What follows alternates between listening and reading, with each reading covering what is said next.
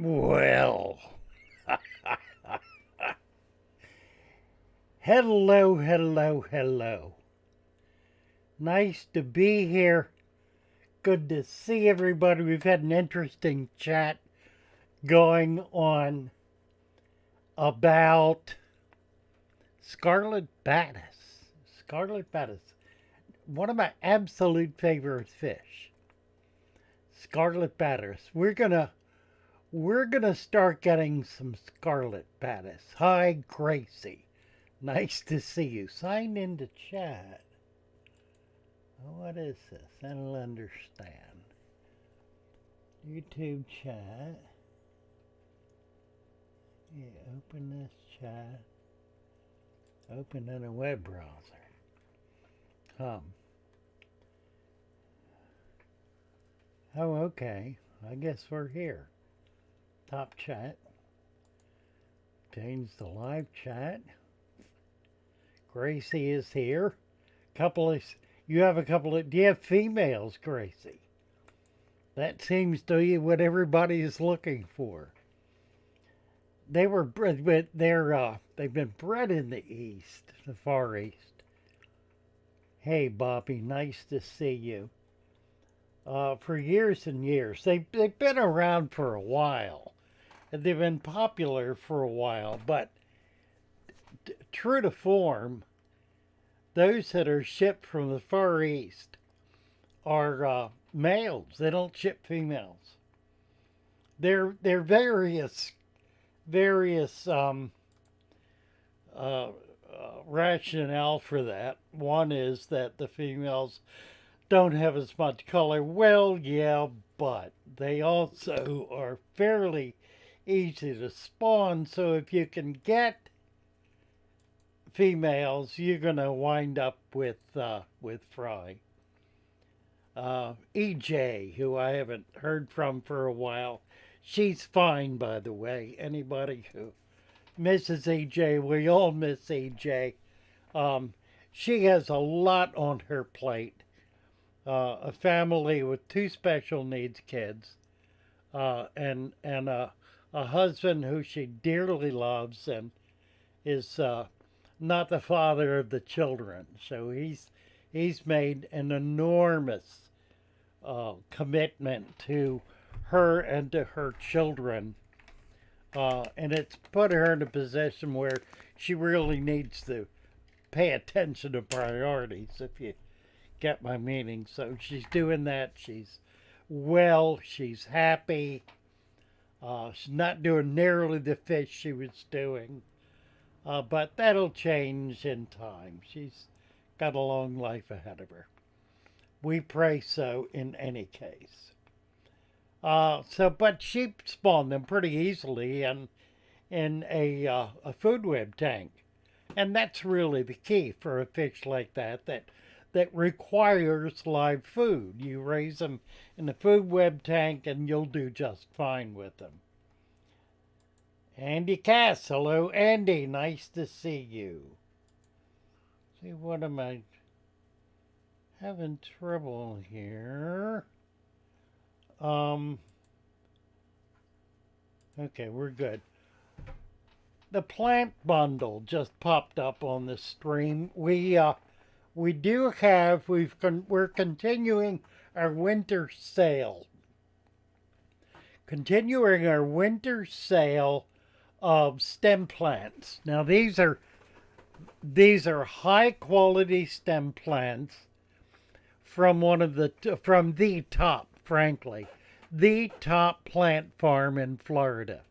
There is no better plant farm in Florida. They're from that farm. I'm not going to give the name out because they don't do wholesale. I mean, they don't do retail. They strictly do wholesale. I'm selling them at just slightly above cost, slightly above what they would, they cost me, and substantially less than you can get them in a shop. I'm doing it because I want to get people serious about doing heavily planted tanks. And that's really the key. Heavily planted tanks. So you get 15 bunches, 15 bundles of stem plants, 3 to 5 different species. You can't choose a species, it just depends on what I get. I divvy it up, 15, a minimum 3 different species, for a total of $49.99. $49.99 for 15 bundles. That's 5 plants in a bundle, 5 stems in a bundle. They are wonderful plants. They absolutely are. I'm just looking. I don't have many here because I keep selling them out. It's hard for me to keep them. But they're really excellent. I can only do 6 sales a week. So it's pretty limited. If you want to buy all 6, it doesn't matter. First come, first served, 6 sets. I think I have already sold 1 or 2. Don't remember. 1 or 2. Bobby says, I'd love to give a try to your plant bundles. It's still freezing temps. I'm low on funding after setting up in Iraq. We are able to get them through. Hi, Roa. Nice to see you. I bundle them up. I do not. I was doing heat packs. I talked to the company, and they said do not do heat packs. They're cold packed. They survive in the cold. So long as it does not freeze, they're fine. So we're trying to be a little careful about that, but so far it's looking okay.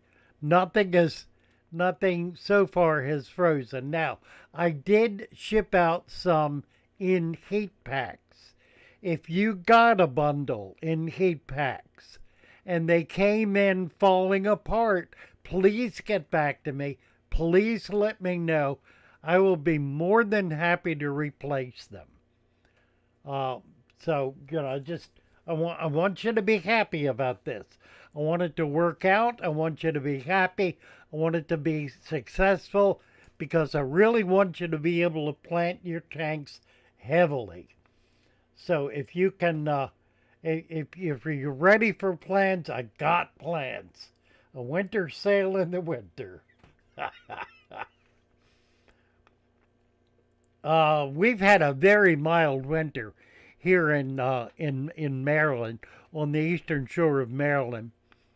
We've only had so far 3 days when it was freezing, and it got up above freezing all 3 days. We have had not one flake of snow. I'm saying all this, and we're going to wind up with a blizzard the next week. But so far, so good. So far, we're hanging tough and doing well. Let's see. Hi, Fish Him. Howard Van Tassel. Nice to see you, Howard. Who else have I not said hello to? Bobby Zamaruski. Gracie. Gracie was in early. Andy Cass. Hello, Andy. Carter Bing. Hello, Carter. Lumpy Dog. Let's see. Steve Warren. Hello, Steve. Giovanni Ramo. Been running your setup for 1.2 years now. Sand and soil. It works wonderfully. I just added a CO2 just for the wham. And yes, amazing. Well, you wasted your money on that one. Because that substrate creates far more CO2 than any piece of equipment you could possibly attach.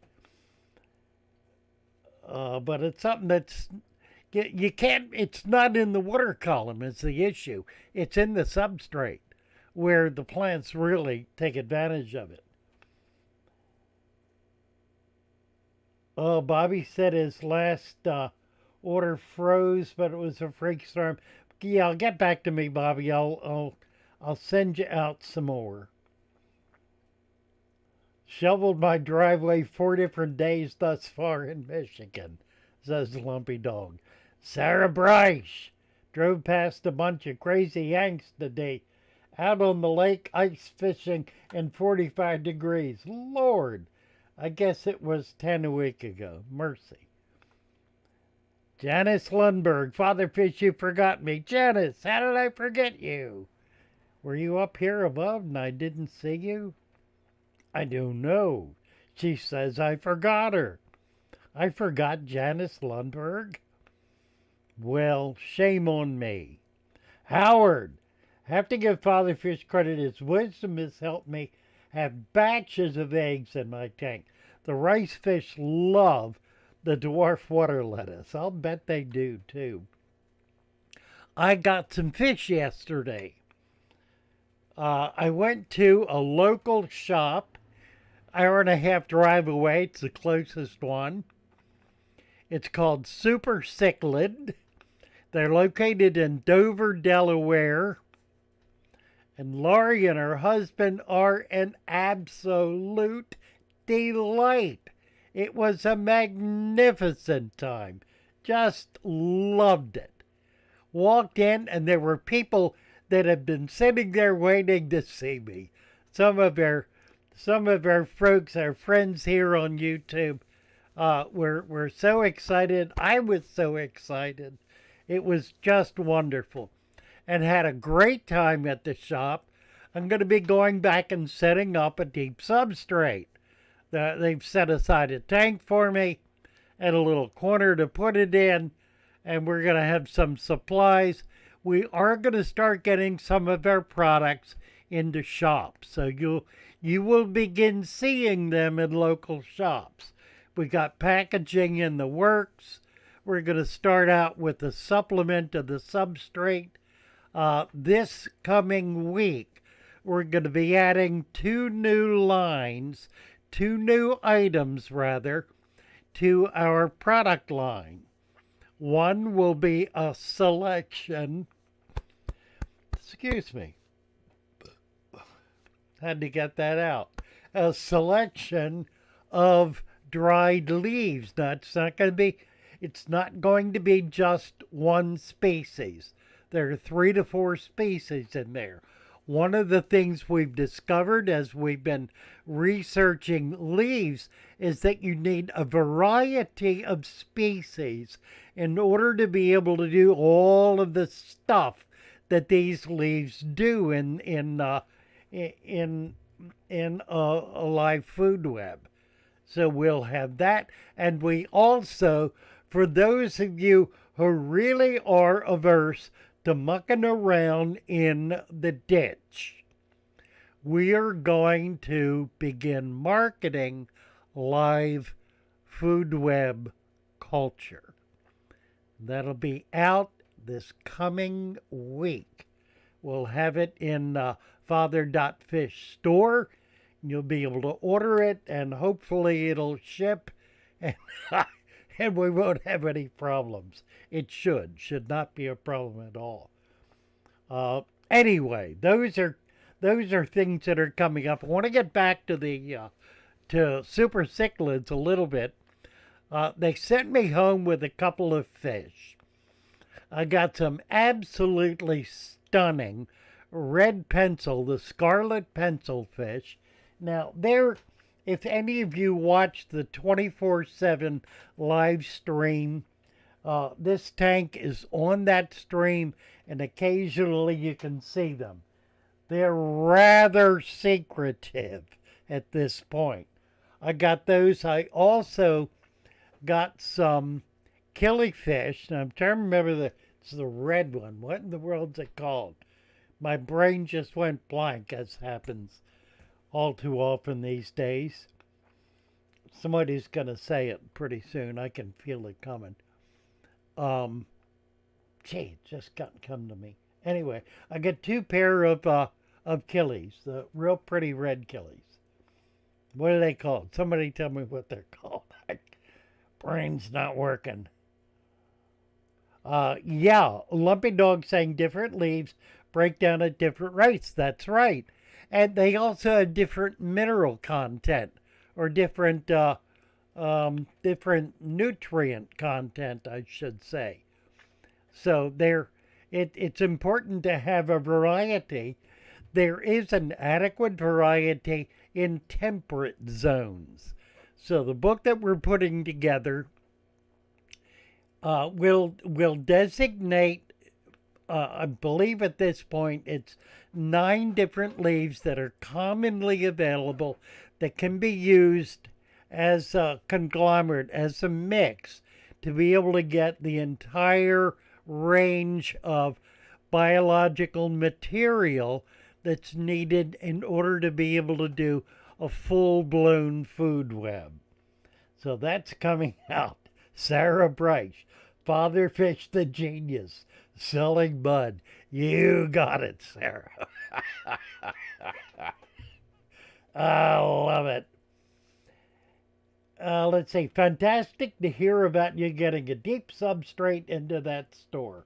Hopefully you'll get us some video once it's done set up. Yeah, I've got some video. Now I'm going to wait until I get back there. It'll be in about 2 weeks. I got some video of setting that up, and then we'll put out a video about the shop and the tank and some of the other things. It's an enormously exciting store. They have taken over the Steindecker line of discus, which, if any of you know anything about discus, is the premier line of discus worldwide. They've been in Germany. They've been raised in Germany for I don't know how long, 50 years maybe. This shop has taken over on the retirement of how can I say it? Steindecker, of the Steindecker family. They have retired, and they have very graciously helped Super Cichlids take over the entire operation. They've created and I got a chance to see it, a breeding room, a spawning facility for discus. It's 2,000 square feet, and it looks magnificent. This is going to be something utterly spectacular. They've got about 1,000 discus in the shop right now, and they are easily the most beautiful discus you ever will want to see. We'll be getting videos of those as we get along. I really want to do discus, but I need more tanks. I've only got a few tanks. I'm trying to figure out how to shoehorn a few more tanks in here. One of the reasons we're trying to get the Father Fish YouTube channel up to 100,000 is so I can afford to move into a bigger house, because I'm in a tiny little 20-foot by 20-foot cottage. I've got four fish tanks in here, and I'm jammed in a corner to do it. So please be supportive there. While I'm on the subject, we finally are getting around to doing something serious with their Patreon channel. There have been many people over the last few years who have signed up for Patreon with the promise I was going to do something with it, and I never did. Could never get it together to do it. We now have a person who's working on it on a volunteer basis. We hope as it grows to be able to support her a little bit, but it's going to mean we'll be doing, starting next week, we will have a live stream just for our Patreon supporters. And right now there are 14, so it's going to be pretty special. If you want to get on there, we also will be publishing page by page or unit by unit the book that we're working on Patreon. So our Patreon supporters will get to have access to that material and will see it first. Kenneth D. Kenny, hello Kenny, how are you? Delighted to see you. Best to you and your family. Peace, love, and light. Indeed. Nice to see you, Kenny. A wet summer, Cyclone Gabrielle is hammering them at the moment. Oh dear. Bobby's getting ready to set up a whole bunch of tanks. Love to get some supplements. My attempt with more limited materials is showing some nutrient deficiency. I have augmented my supplement. I'm now using a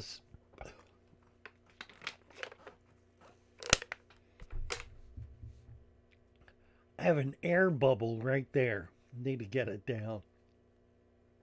Ugh. I'm using a substantial amount of worm casings.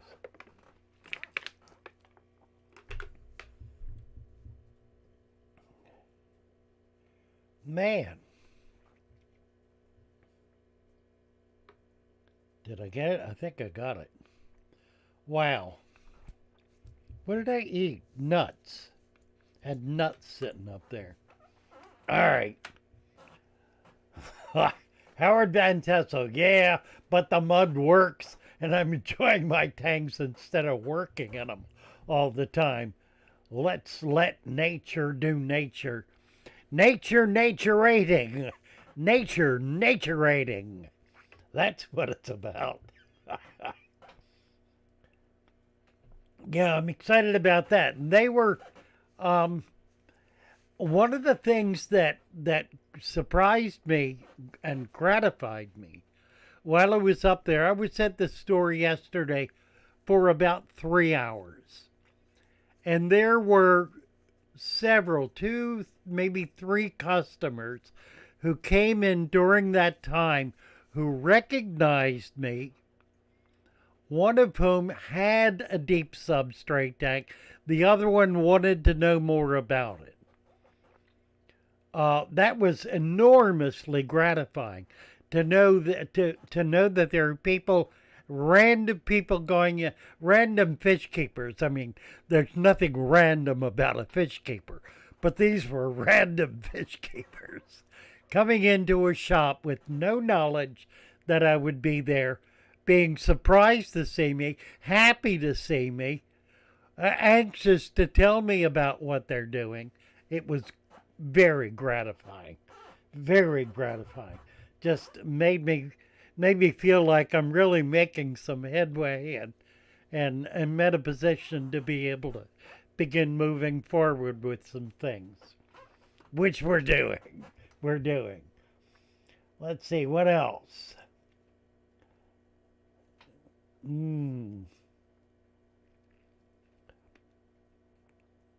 Yeah, don't forget Discord. If you've not been on Discord, you need to get on Discord.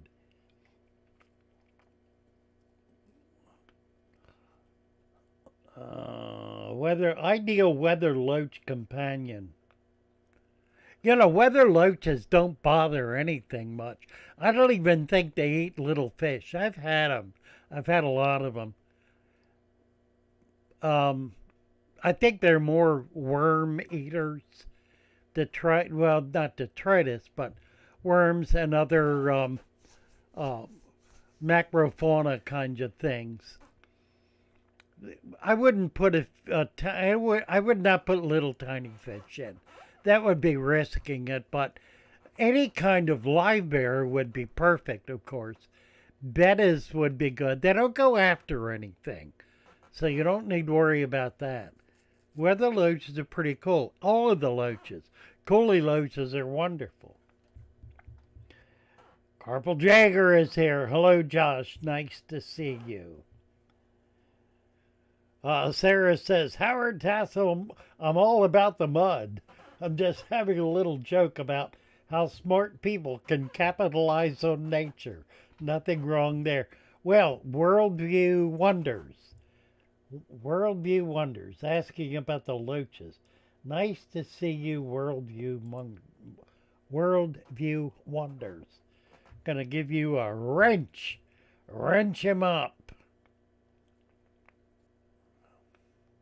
Crawl Angel is here. I want to build a pond, and the top results for filtering are wetlands. That's absolutely right. It seems to me they're just some sort of HOB filter with a pothos in it. How should the sand be in a 32 by 20 foot pond? Wow, that's a big pond. 32 feet by 20 feet. Let me get a sense of that. 32 feet. That's bigger than my house. That's 50% bigger than my house. That's a big pond. You want to know what to do? Well, if you can dig down to clay,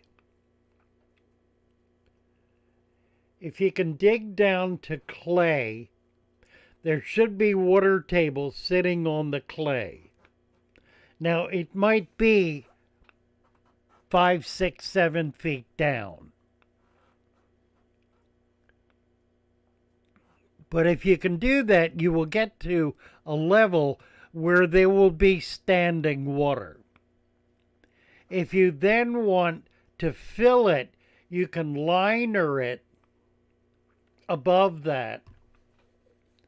Liner it from the clay up, and you don't need to do it tight, and you'll be able to hold water higher in it. The groundwater does not move fast. It does move, but it's like a river, but it's a very slow river.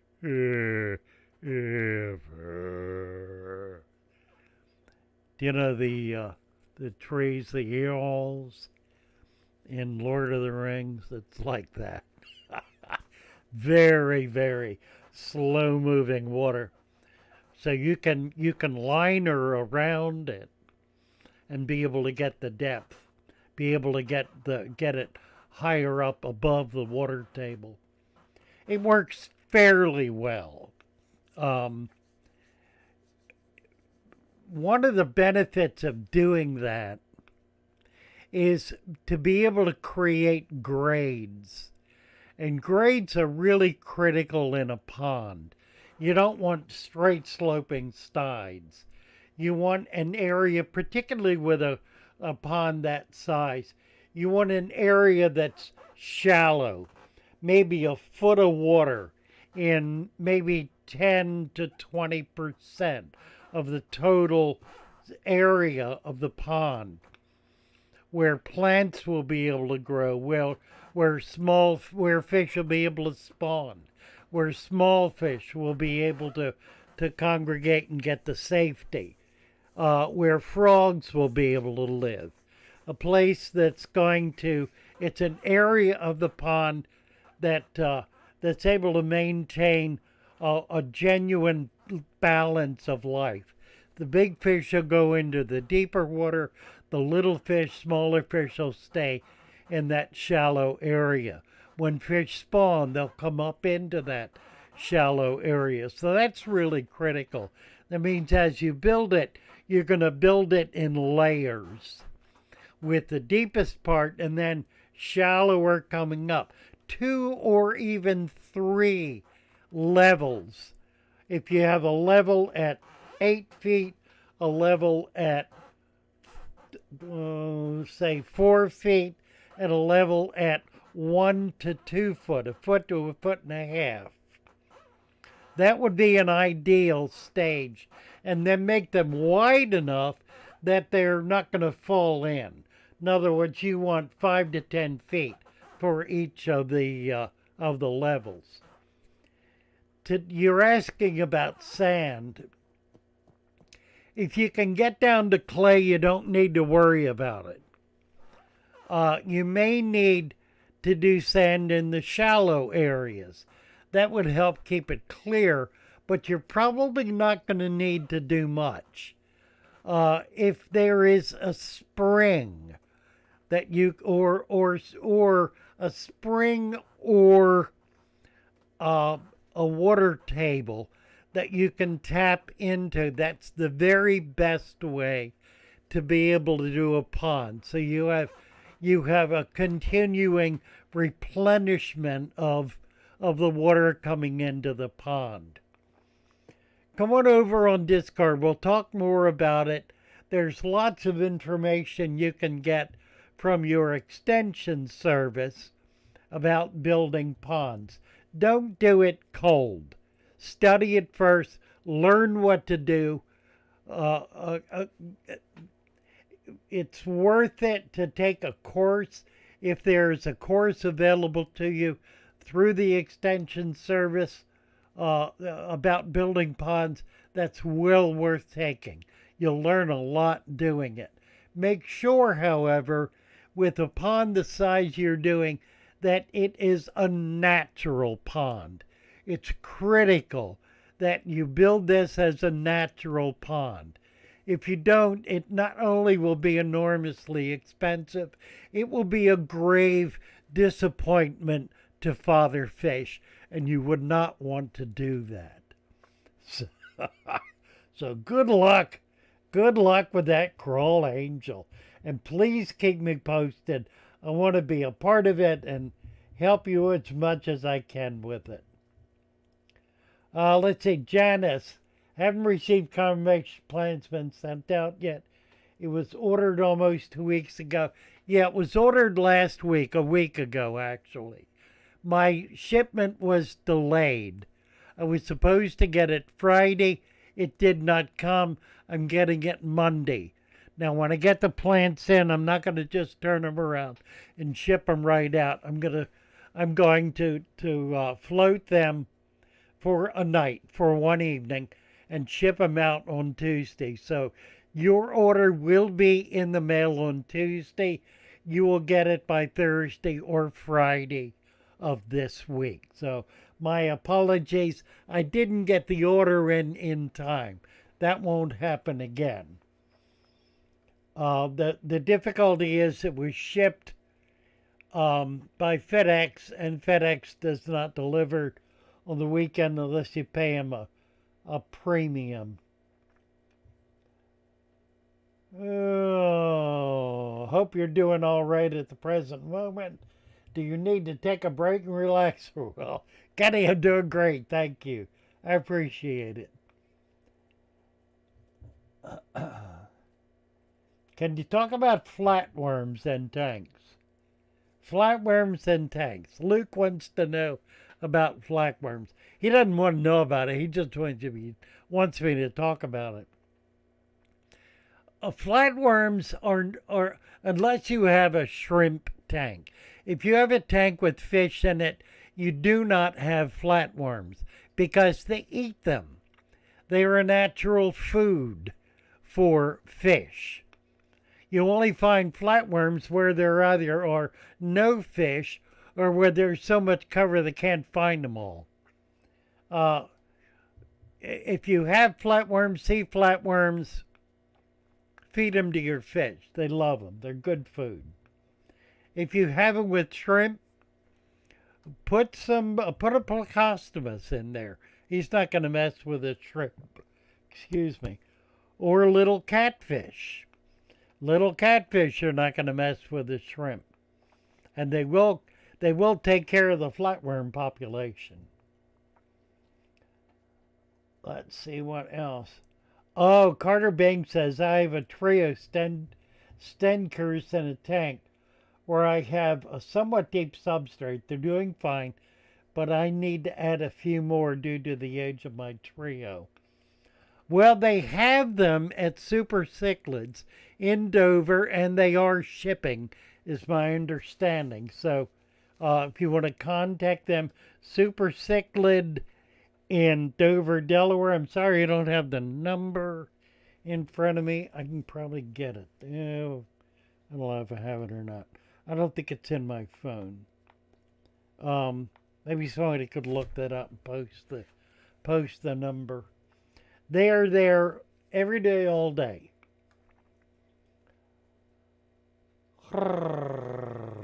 Let's see.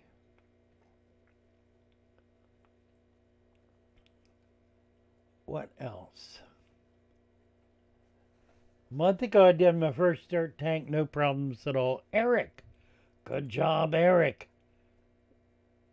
We will give Eric a wrench. Let's see. We've got a bunch of new subscribers. Raider Jack in Florida. Elad Braca. Jonald Ramos. K. Ben are all new subscribers. Welcome. Nice to have you with us. Janice Lundberg. See, Lucas taking over here. What's he doing? Oh, the website. Thank you very much. Super Cichlids. Utterly amazing. Amazing shop. Just a fantastic shop. And it's going to be gangbusters. I mean, this breeding operation they're setting up is a very substantial breeding operation. They showed me what they're doing, and I may need to move to Dover. I mean, it's just really exciting what these guys are doing up there. Crawl Angel, don't want to do this half-heartedly, especially because I want to do it mainly DIY, to keep it DIY, to save on money, and I don't know of any aquascape company in my country that can do that. So, well, get online and start researching it. I tell you what, let me ask Tommy, he's our researcher, to spend a little bit of time tomorrow looking up natural pond configuration and natural pond construction. I'll do a little work on that too. And so I know there are some pretty good resources out there. Let's see if we can get some of those to you so that you can do a really good job with this. It'll be exciting. Get on Discord and raise this issue on Discord. That'll give us a chance to really be able to focus on it and dig out some resources that will help you with it. So make sure the link to Discord is posted, and we'll help you out with that. Luke says he dug quite a few large ponds. Well, there you go. And he's on Discord all the time. What are we going to see Mary up with you again? I miss her smiley face. Craig's Catfish. I don't know. I've not been able to get in touch with Mary. She lost her phone. Gave up her number. The number I have never gets answered.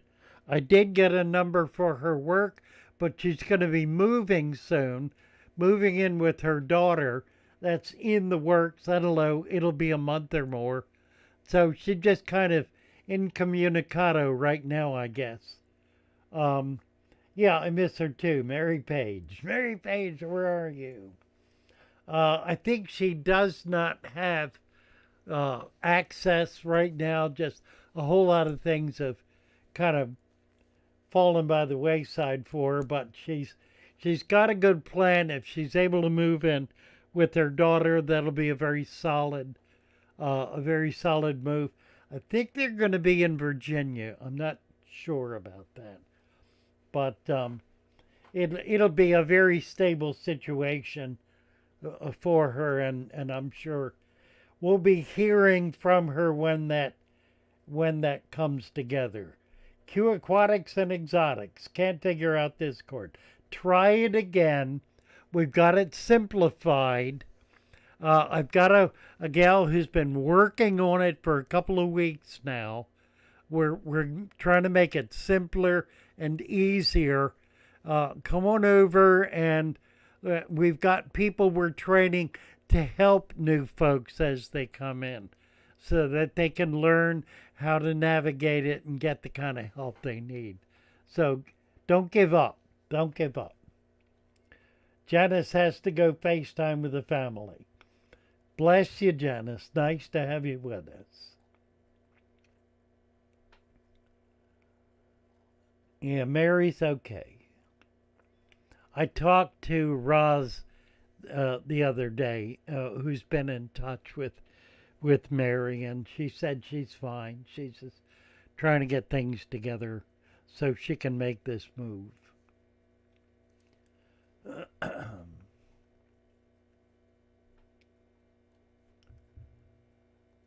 Florian, hello Florian. Where is Florian? Fish and Tactics is here. Middle of the night.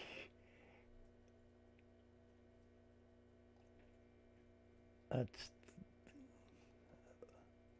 do. Let's see. Carl saying my problem with clay bottom was that my well water had very high ammonia levels, which is why I didn't want to dig more than 5 to 6 feet. I would not worry about that. Ammonia is not something that stays in the water. You know, think of ammonia as a nutrient. Ammonia becomes nitrate, becomes nitrate. It creates biological activity, which causes it to become nitrates, which is nutrients for plants. Also, plants take up ammonia directly as a nutrient. So do not be afraid of ammonia. Fish can be burned by it in a tank that does not have a deep substrate or is not set up to be able to do a rapid conversion. But ammonia converts very rapidly. It's just really not an issue in a tank, in a pond, in a deep substrate. Tell us about your new fish. Well, you missed it. I already talked about them a little bit. I got some scarlet pencils. I was looking for them. I've seen them, but they're not swimming around much. They're kind of quiet fish. They don't move around a lot. And I also got some guntheri. That's what it is. I got 2 pair of guntheri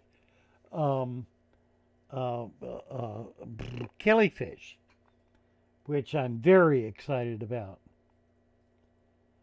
Oh, Craig got some whiptail fry. Fabulous. Tank was too clean. You betcha. You betcha. Bioaquatics. That's Andres Ryan at Bioaquatics in Sarasota, Florida. Raises whiptails. He's always got babies. And he has a really interesting setup. He raises, he'll put like 3 or 4 pair of whiptails in a 500-gallon vat, a 4-foot deep vat at that. And that's how he raises a lot of fish. It's just really kind of amazing. Let's see if I can see anybody in here. They're a little hard to spot. And I've got plants in the front, right in the middle. I need to move them. There's one back there. I think I can show you one.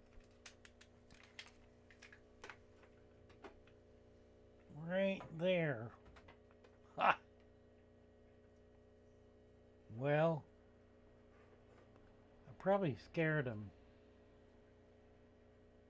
There he is.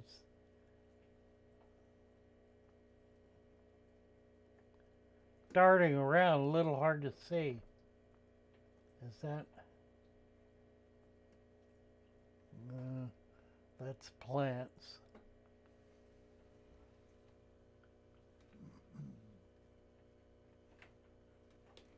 They're back there.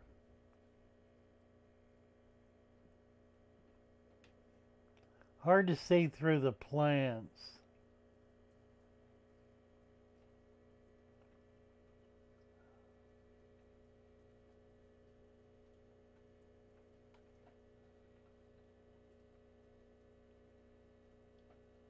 Not getting even an eyeball, are we?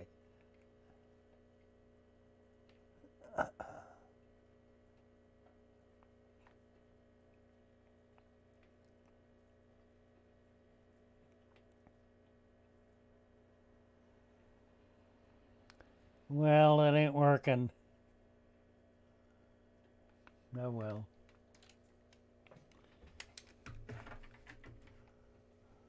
That didn't work. Oh, look, right here in front. Look at this. Here they are.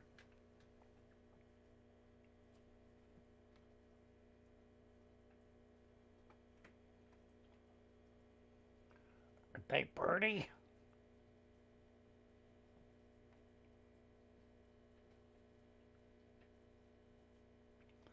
They came out for us.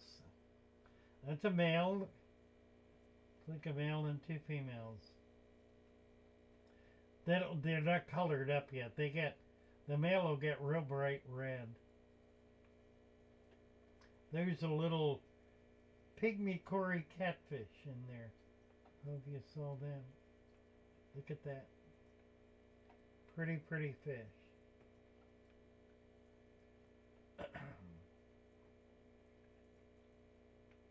They're moving around a lot more. I put a bunch of leaf litter in here earlier today, so I think that's got them being a bit more active. Oh, look, here's one of the killies. There he is. Look at that. That's an Aphyosemion, isn't it? That's not a Guntheri.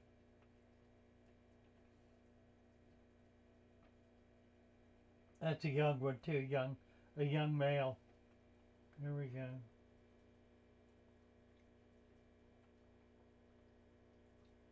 With a little bed in the background.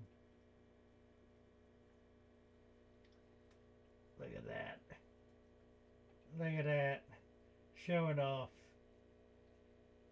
Nice. All right. Got him. That was cool.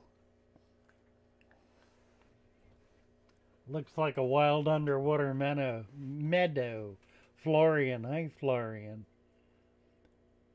It's getting known as here. Cosmin, what are those pencils?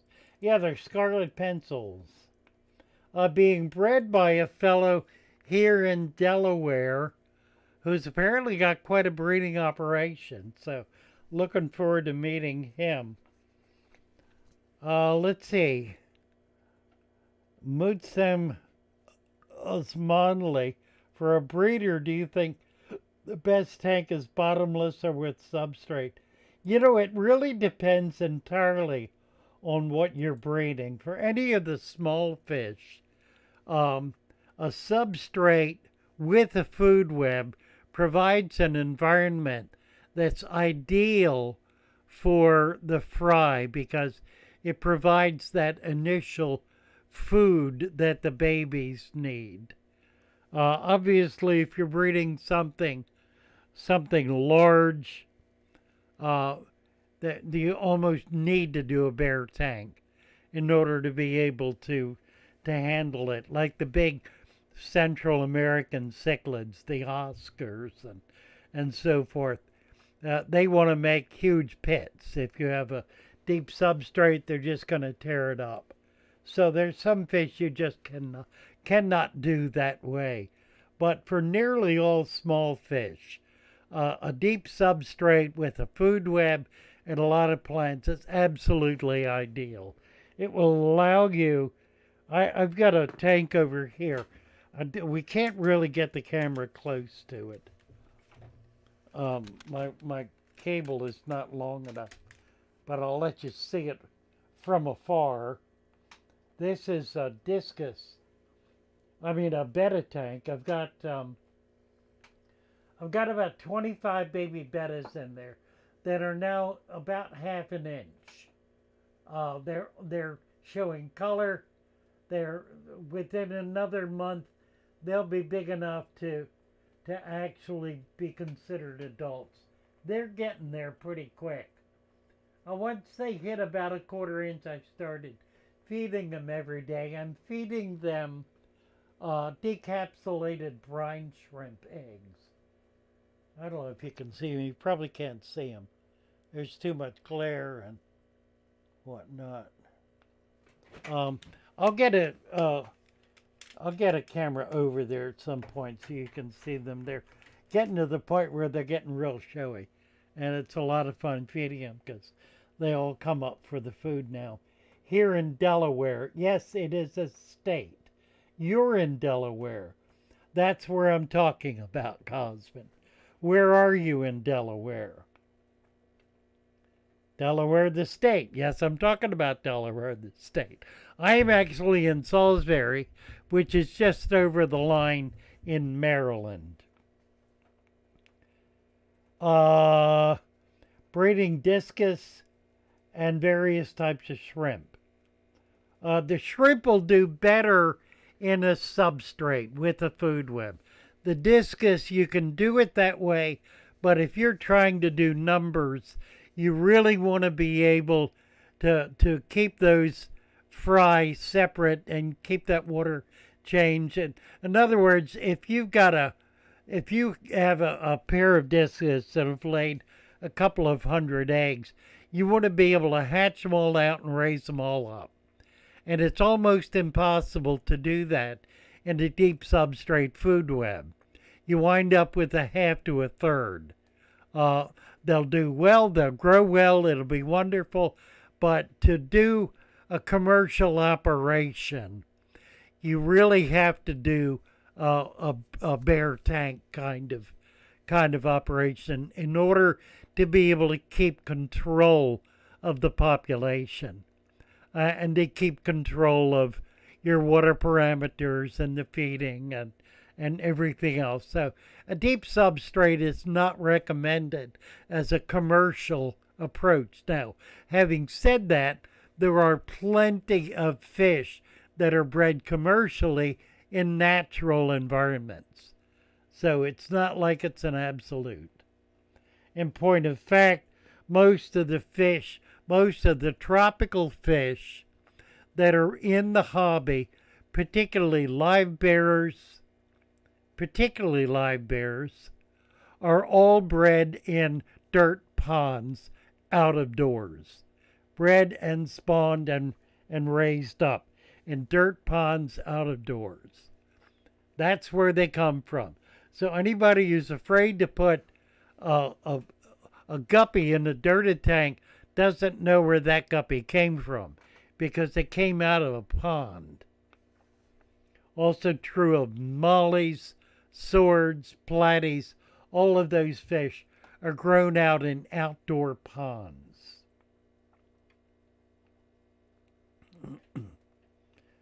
Sarah, Thomas Hines Food Lion. Oh, Baltimore Reisterstown, right. Yeah, the Food Lion, right. Live in New Hampshire now, a market basket grocery store. Names are funny. Daddy Fish, ABS Aquatics. Hello, ABS. Nice to see you. Are planning on selling those bettas? I don't know. I probably will. I'm going to wind up with enough I'll be able to. I do have one of them committed. I had somebody who bought one, a golden, and a lot of these are gold. So I'm going to wind up with a real nice gold. And I think they're a combination of half moon and crown tail. So we'll see. We'll see how they come out. Yeah, I probably will sell some of them. Let's see. Food Lion on the main road in Salisbury. Yeah, there's one right over the line in Delmar. There's a Food Lion there as well. That's on the way to Salisbury.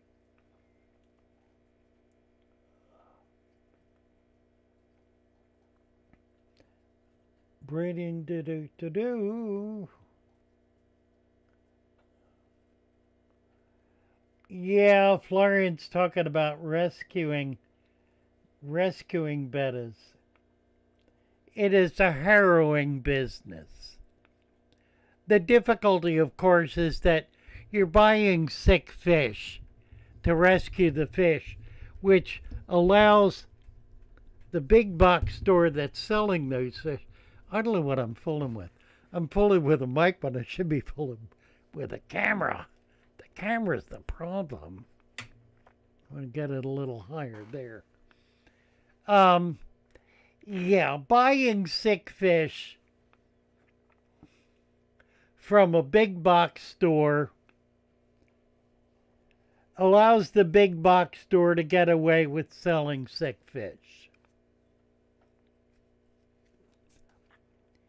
I mean, maybe you're saving the life of that specific fish, but in the process, you're costing the lives of hundreds, if not thousands, of others.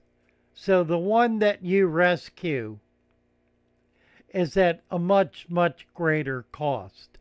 The important thing is to complain, not buy them to rescue them, but complain, and complain bitterly about the horrible conditions in which those fish are being kept, and the fact that that store has no business dealing in a product that it has no ability to care for. You're better off taking a hard line against the store and their practices than you are in trying to rescue a suffering animal.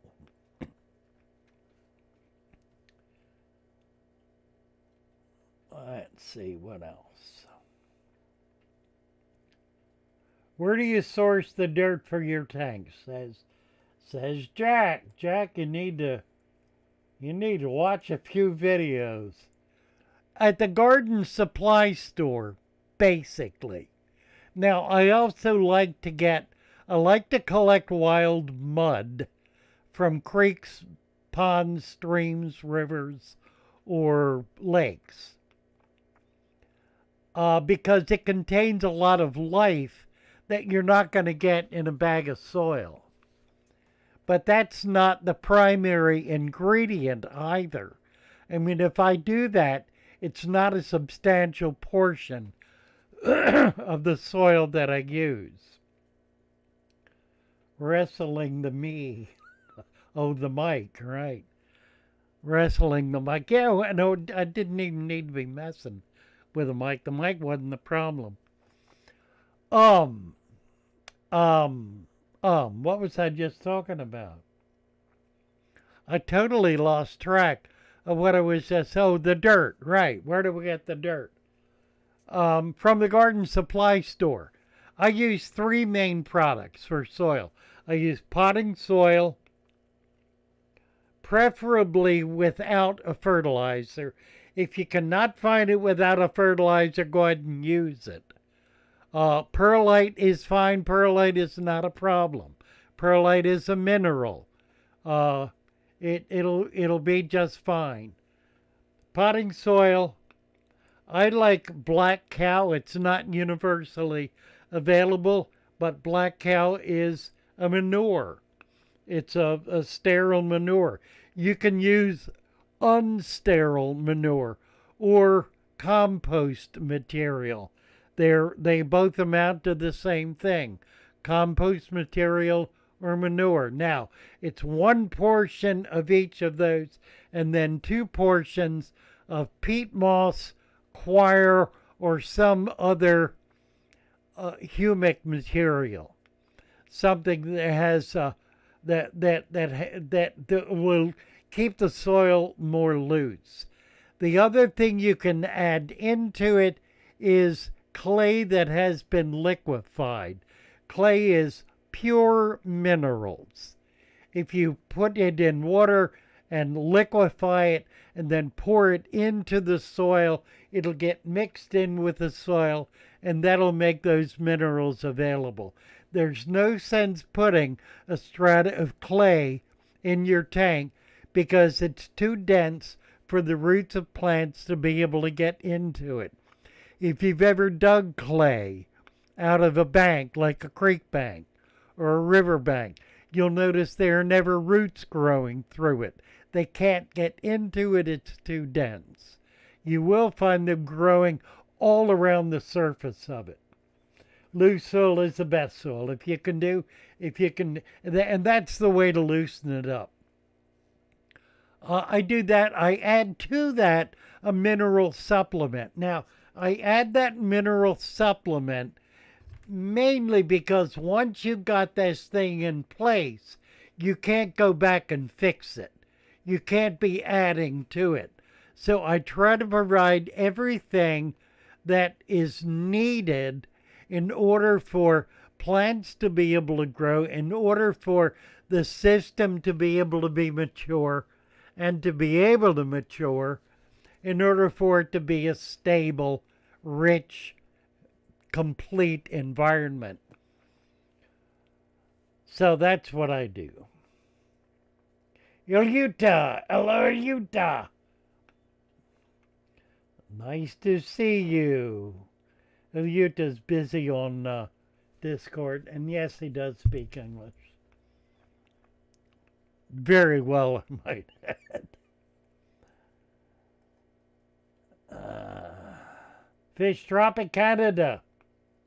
Go to Home Depot for dirt and buck a bag, you betcha. Absolutely. Home Depot, Lowe's. I go to Lowe's all the time. I also get a lot of my supplements from Lowe's, particularly things like iron oxide, although I found that I can buy a higher quality online, and I've gone to doing that now. So I'm in trying to improve the quality of the products that I use. Silver Creek. Use my own manure compost from the quail. Add in coffee grounds, crushed shell, and the stuff from the compost with peat moss and mulch. Then I sift the mulch out once the compost is done. Yeah, excellent. Really excellent. That gives you a very, very rich manure. Now, if you then grow worms in that and do a vermicompost and collect the worm casings, the worm droppings, that's the richest kind of base you can have. I would not do it pure. I would mix it, and mix it in with just the kind of thing that the kind of stuff Silver Creek's talking about here. That's a great way to do that's exactly what you would do in a garden. And keep in mind, that's what we're doing. We're making a garden. Now, it's got a few rules that are different. Your garden is not underwater, and this is. So there are certain considerations that you have for an aquatic garden that are different from a terrestrial garden, but they are both nonetheless gardens. Who is this? D-Law. D-Law I haven't seen in ages. D-Law. First time I've been here. I think you were around a long time ago. I do remember D-Law. Looking forward to trying a father fish tank. Well, D-Law, come on over to Discord and we'll help you work that out. That'll be great fun. And we just gave you a wrench. Already there, been looking. Bravo. Bravo. Gotta run. Q Aquatics. Nice to have you with us. Good to see you, Q Aquatics. Don't forget the plants. I have a special offer for live streamers. 15 bunches of plants. These are very strong, very healthy stem plants. You get a minimum of 3 different varieties. 15 bunches, that's 5 plants to a bunch. That's 75 plants for $50 plus shipping. Shipping is $15. $50 plus shipping. For another 19, that's $49.99. For another $19, you can also get a 100-gallon supply of the supplement, and as a bonus, you get crystals, special sodium thiosulfate crystals that are used to remove chlorine and chloramine from your water. With that deal, you also will get a free bulb, either a tiger lotus, a lily bulb, or a, what are they called? Oh, God, or a bulb. God, brain is so bad. I need to start taking something for brain. I lose words that I've used every day of my life. It's terrible. I guess it'll come to me. What's the name of the bulb? What are they called? Please, somebody anyway. Aponogeton. Thank you. Aponogetons. You bet. Do I ship to UK? I cannot ship plants to UK. And I can. I am setting up right now a shipping operation in the EU, in Germany, for this. We're going to start out with the supplement. We will be able to make the supplement available to the EU and Great Britain at a much reduced shipping cost, obviously. That's basically available now. We're waiting. The person who is doing it is active on our. She's our biologist, actually, on Discord. She's waiting to get her permanent resident status in Germany. We'll know the 20th of this month. So in one more week, we'll know whether we've got that operation in hand or not. But hopefully we will, and hopefully we'll be able to supply the EU and Great Britain with the supplement. Sketty Nona ordered the plant package. I did have a delay this past week. I got my order in late. These are plants that are ordered from the very best plant farm in Florida. They do extremely high quality plants. They are not emerged plants. They're submerged plants. They grow them out in water, in other words, which means they're not going to lose their leaves. They're strong, healthy plants. They're shipped to me, and I sell them for about 1/3 what they would otherwise cost if you bought the same plant in a local fish store. So it's a heck of a good deal. It's about $150 worth of plants for $49.99. $49.99. You can buy them. You can put the order in at father.fish. That's our store on father.fish. Get over there and get your order in. I can only sell 6 orders a week.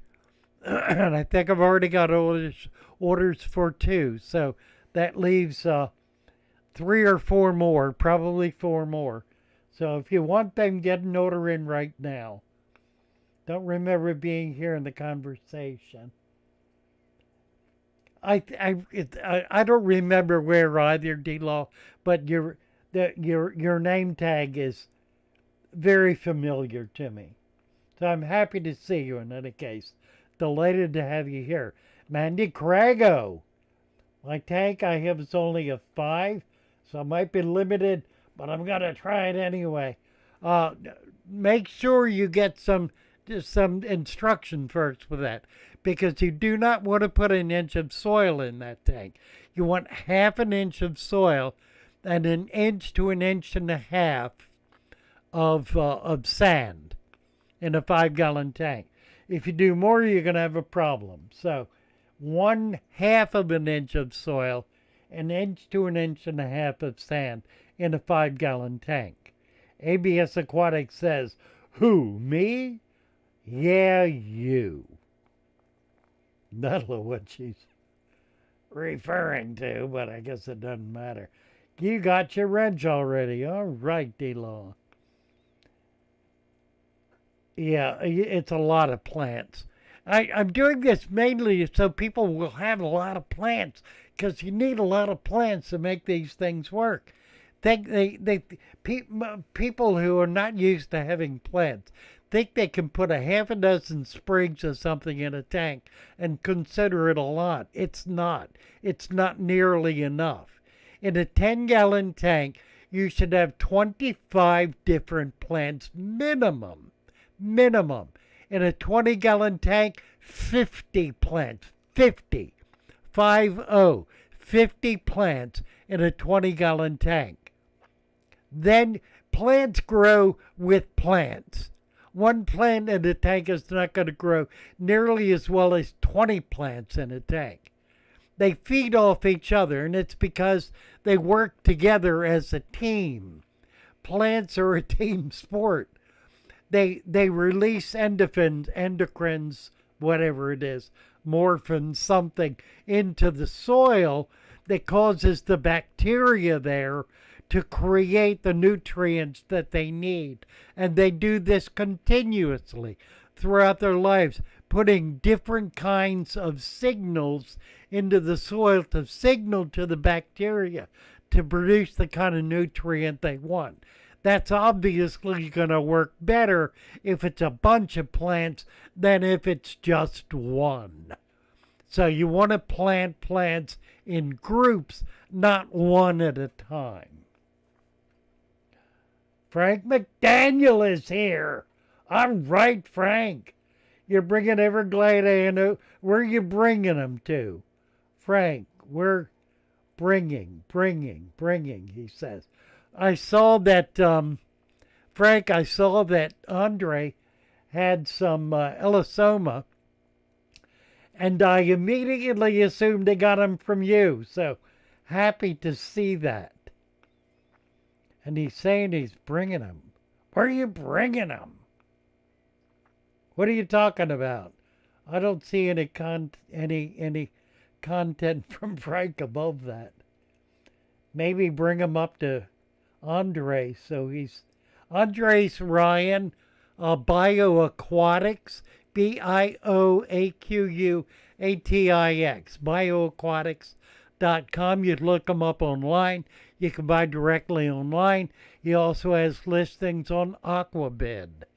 But I noticed he had listed this week the Elisoma evergladei. Coming up to Maryland, well, I know your mother's going, well, do by all means bring whatever you can with you. I am dying to get some evergladei and whatever else. Do I ship to Canada, Ontario? I do. It's $25 shipping. So I'm happy to do it. I cannot ship plants. I can ship the soil, the supplement. So I can ship the supplement to Canada and to Ontario. I cannot ship plants. Roddy, if I can't get Stream Creek mud, with potting soil or garden dirt, you want to mix it in with them.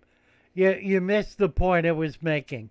The stream or creek mud should never be put in the tank by itself.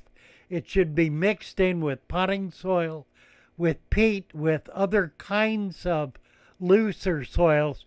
And the main reason is that mud is extremely dense, and the plant roots are going to have trouble getting into it.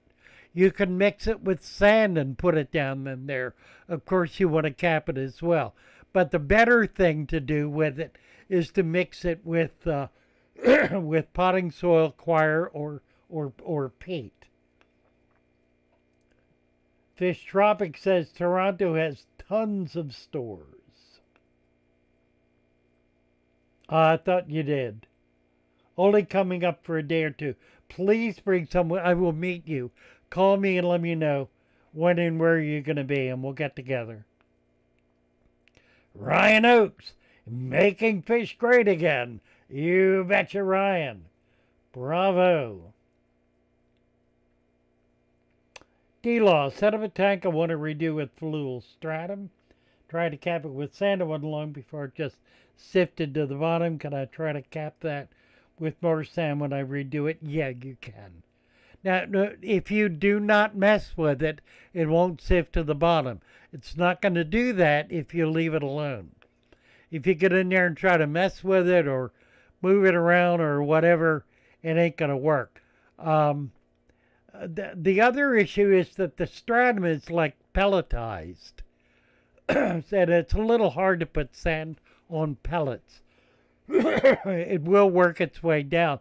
So the solution then is just to add more sand. You want twice as much sand as you do the dirt stratum anyway. More sand.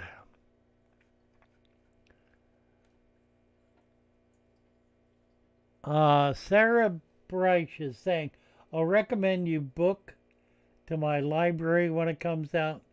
Oh, recommend your book to my library when it comes out. Excited to see it. Thank you, Sarah. Yeah, I am excited too. We're going to do it one pace at a time on Patreon. So if you want to become a Patreon supporter, it's pretty inexpensive. You can get over there, make a monthly pledge, and you will have access to the book as it comes in print, as it comes available. So let's see. Monty Atherton has subscribed. Ken Bowers. Welcome, Ken and Monty. Nice to see you. Good to have you with us.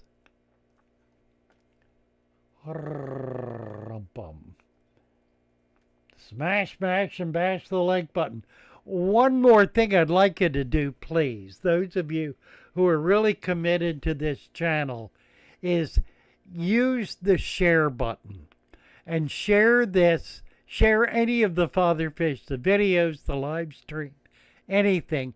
Share it with folks on other platforms who would never otherwise know that fatherfish exists.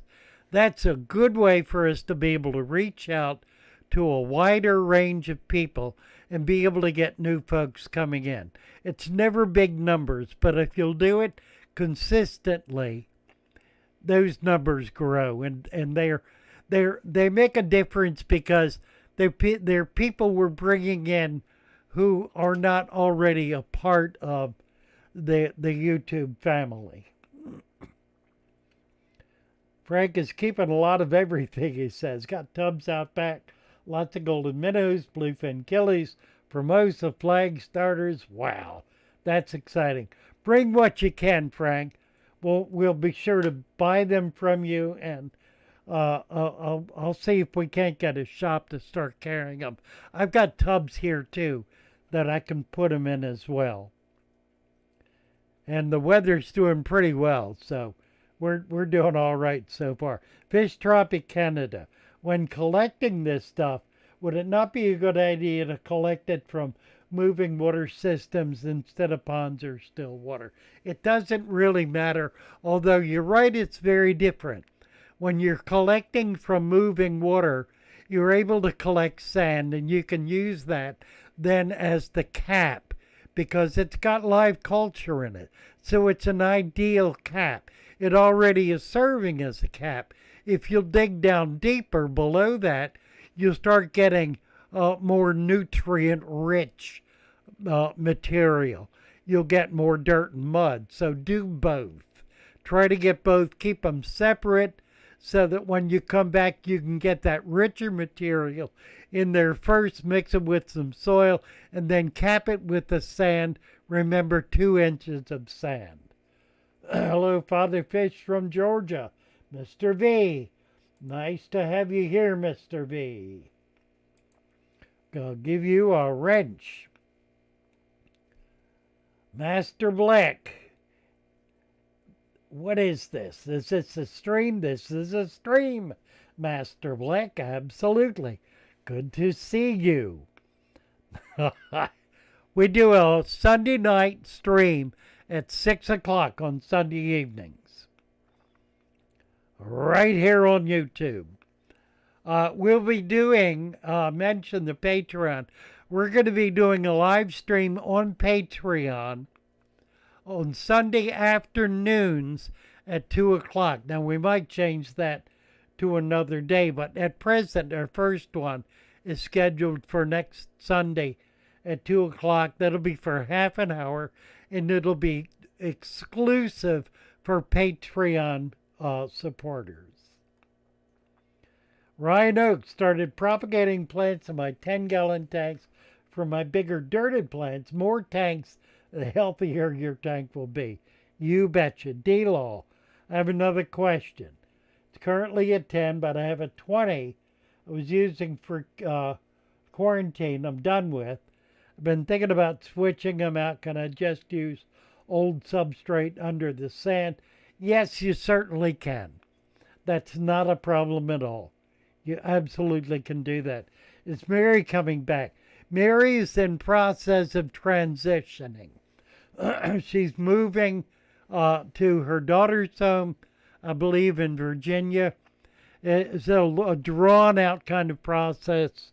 Once she gets situated, we'll get Mary back in here and have her delightful face with us again. So Mary will be back. She is in the middle of getting stuff done right now.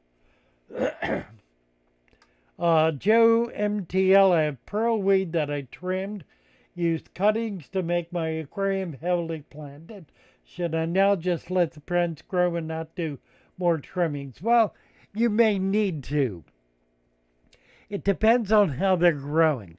Stem plants have a way of growing to the top and then begin dropping leaves on the bottom stem.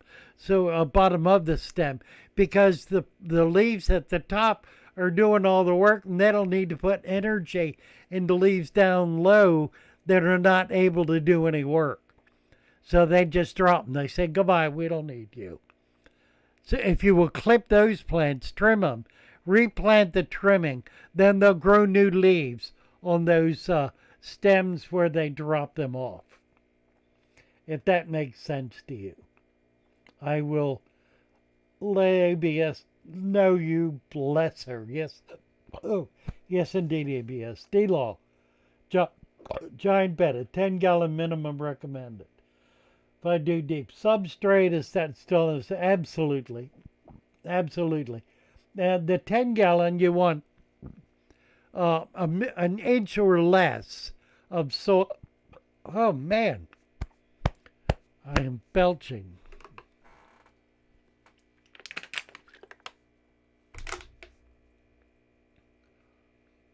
I'm getting air pockets, probably because I'm talking so fast. I'm putting pressure on my abdomen to talk. That's what's doing it. It's forcing air into my esophagus.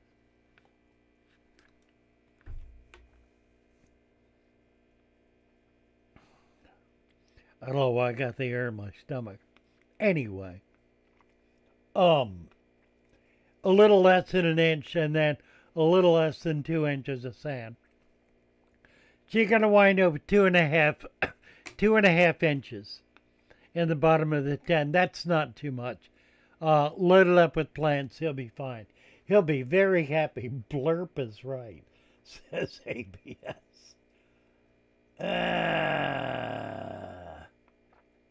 Silver Creek for the aquascapers. You can put a little less soil in the front, raise up the soil in the back, as long as the sand cap matches the same grade. That's right. Did you get that? You can slope your soil, slope the soil, and then put the sand in at the same depth, not sloped, and that'll hold that soil in place. So it's not going to move. You'll have a deeper soil in the back. That also will allow you to have it thinner in the front. Some people don't like the look of the dirt in the front. So that's one way to help deal with that. The other way is to run a stick or a pencil or your fish net right down the side of the glass and just back and forth across the front. It will replace all the dirt with new sand. Amazing little trick. Still going to go with a 20, but the 10.5 is nicer looking tank. What's best for the fish is most important thing, you betcha, D-Law. Absolutely. Human malfunction, right. ABS, father needs purging. One wanderer, hello, hello. Nice to see you. Mine's on our entertainment center as a peninsula separating our living room from the dining room. Would it look better sloping up toward the outer wall or flat? You decide. Your choice, your tank. You decide. We don't make those decisions. Thomas Hines, when you say sand, do you use play sand? I find that compacts easily. Play sand is fine. It's a finer sand. However, to use play sand, you need to put it in the tank before the water goes in. And then when you put the water in, make sure that the water is not going in on the sand. It's going in on a plate, a plastic bag, something so it's soaking it as it rises and not stirring it up. The last thing you want to do with play sand is stir it up. If you need to put play sand in after water is in the tank, you must rinse it, and rinse it well. It takes 3 or 4 rinses in a bucket with a hose in there, stirring it and pouring it off to be able to get it done. Ryan Oaks, they mentioned father fish at Aquarium Co-op. Well, tell me what they say, because I hope that's changed. They didn't used to like father fish very much. Maybe they like them better now. I don't know.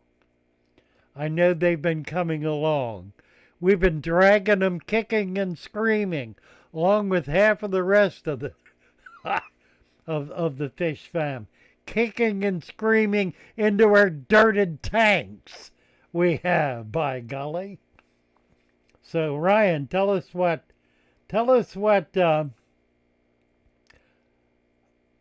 Lucas is saying on not Lucas. What Corey is saying on Aquarium Co-op about father fish. Thomas Hides, forgot about Aquarium Co-op and King of DIY. I've never interfaced with Corey.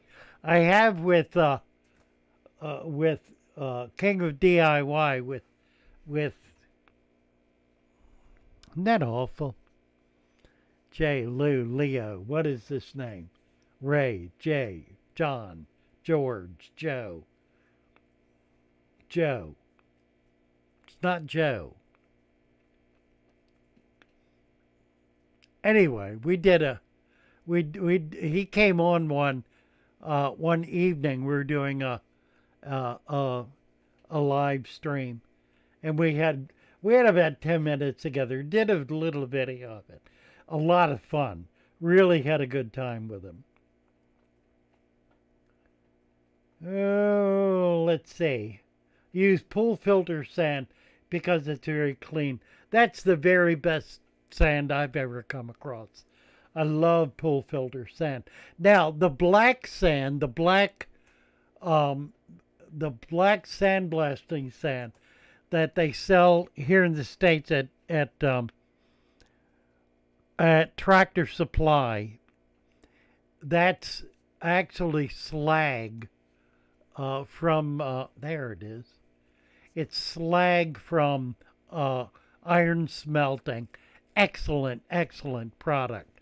It's really perfect. And a whole lot cheaper than the black sand, the volcanic sand, that is phenomenally expensive. Wonderful stuff. You know what? I can collect it.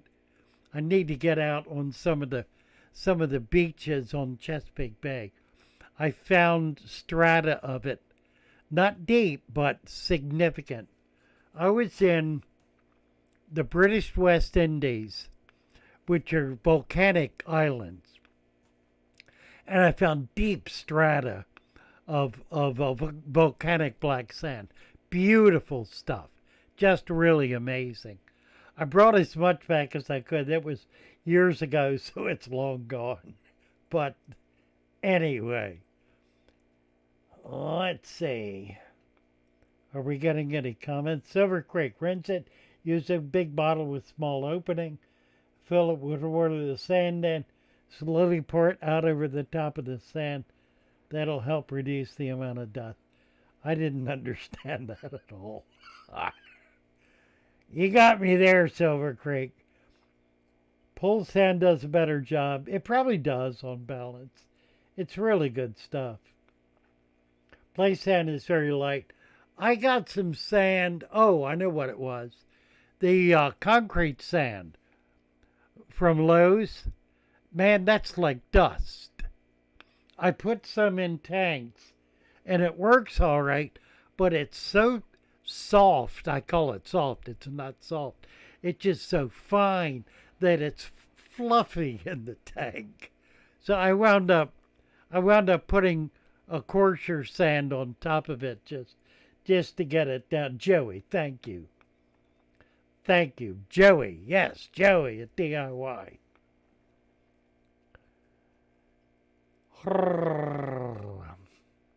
Plants at PetSmart suck. Yeah, and they're very expensive. Very expensive. Yeah, I do all of those plants. I do them at a little better price.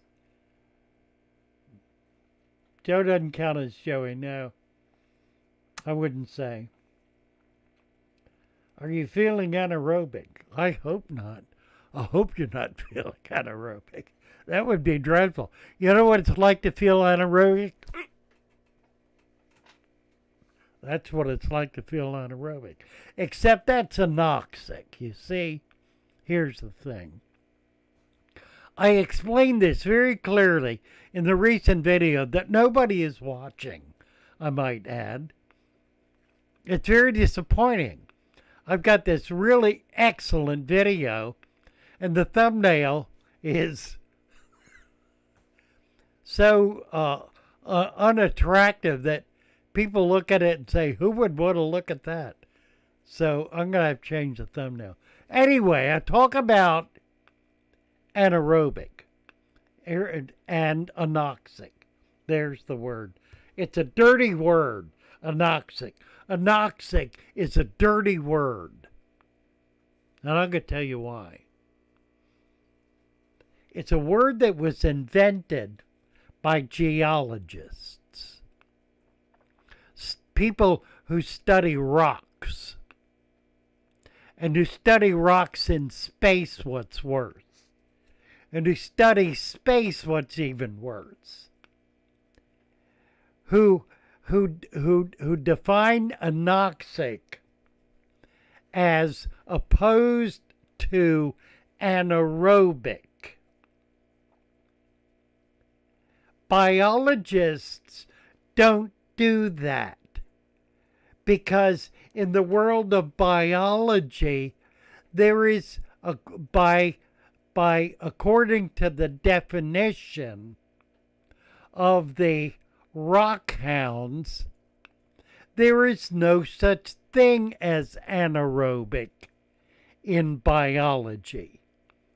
In geology, anaerobic means the absolute absence of oxygen in all its forms. That means nothing that has an oxygen atom in a compound can be considered from a geological standpoint to be anaerobic. It is not anaerobic, it is anoxic. That is to say, there is no free oxygen. No free oxygen for a geologist. I'm not saying the geologist is saying there's no such thing as free oxygen. I didn't say that. Of course, there is free oxygen, even in the geological world. Okay? But in a rock where there is pure granite and nothing else, that rock can be said to be anaerobic in its internal workings, because there is no oxygen in any form inside that rock.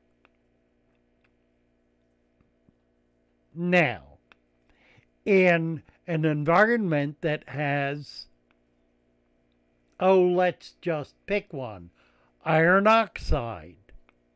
Iron oxide coming out of the ground. That's 100 feet into the ground. There is no free oxygen 100 feet down. Does not exist there. It ain't there.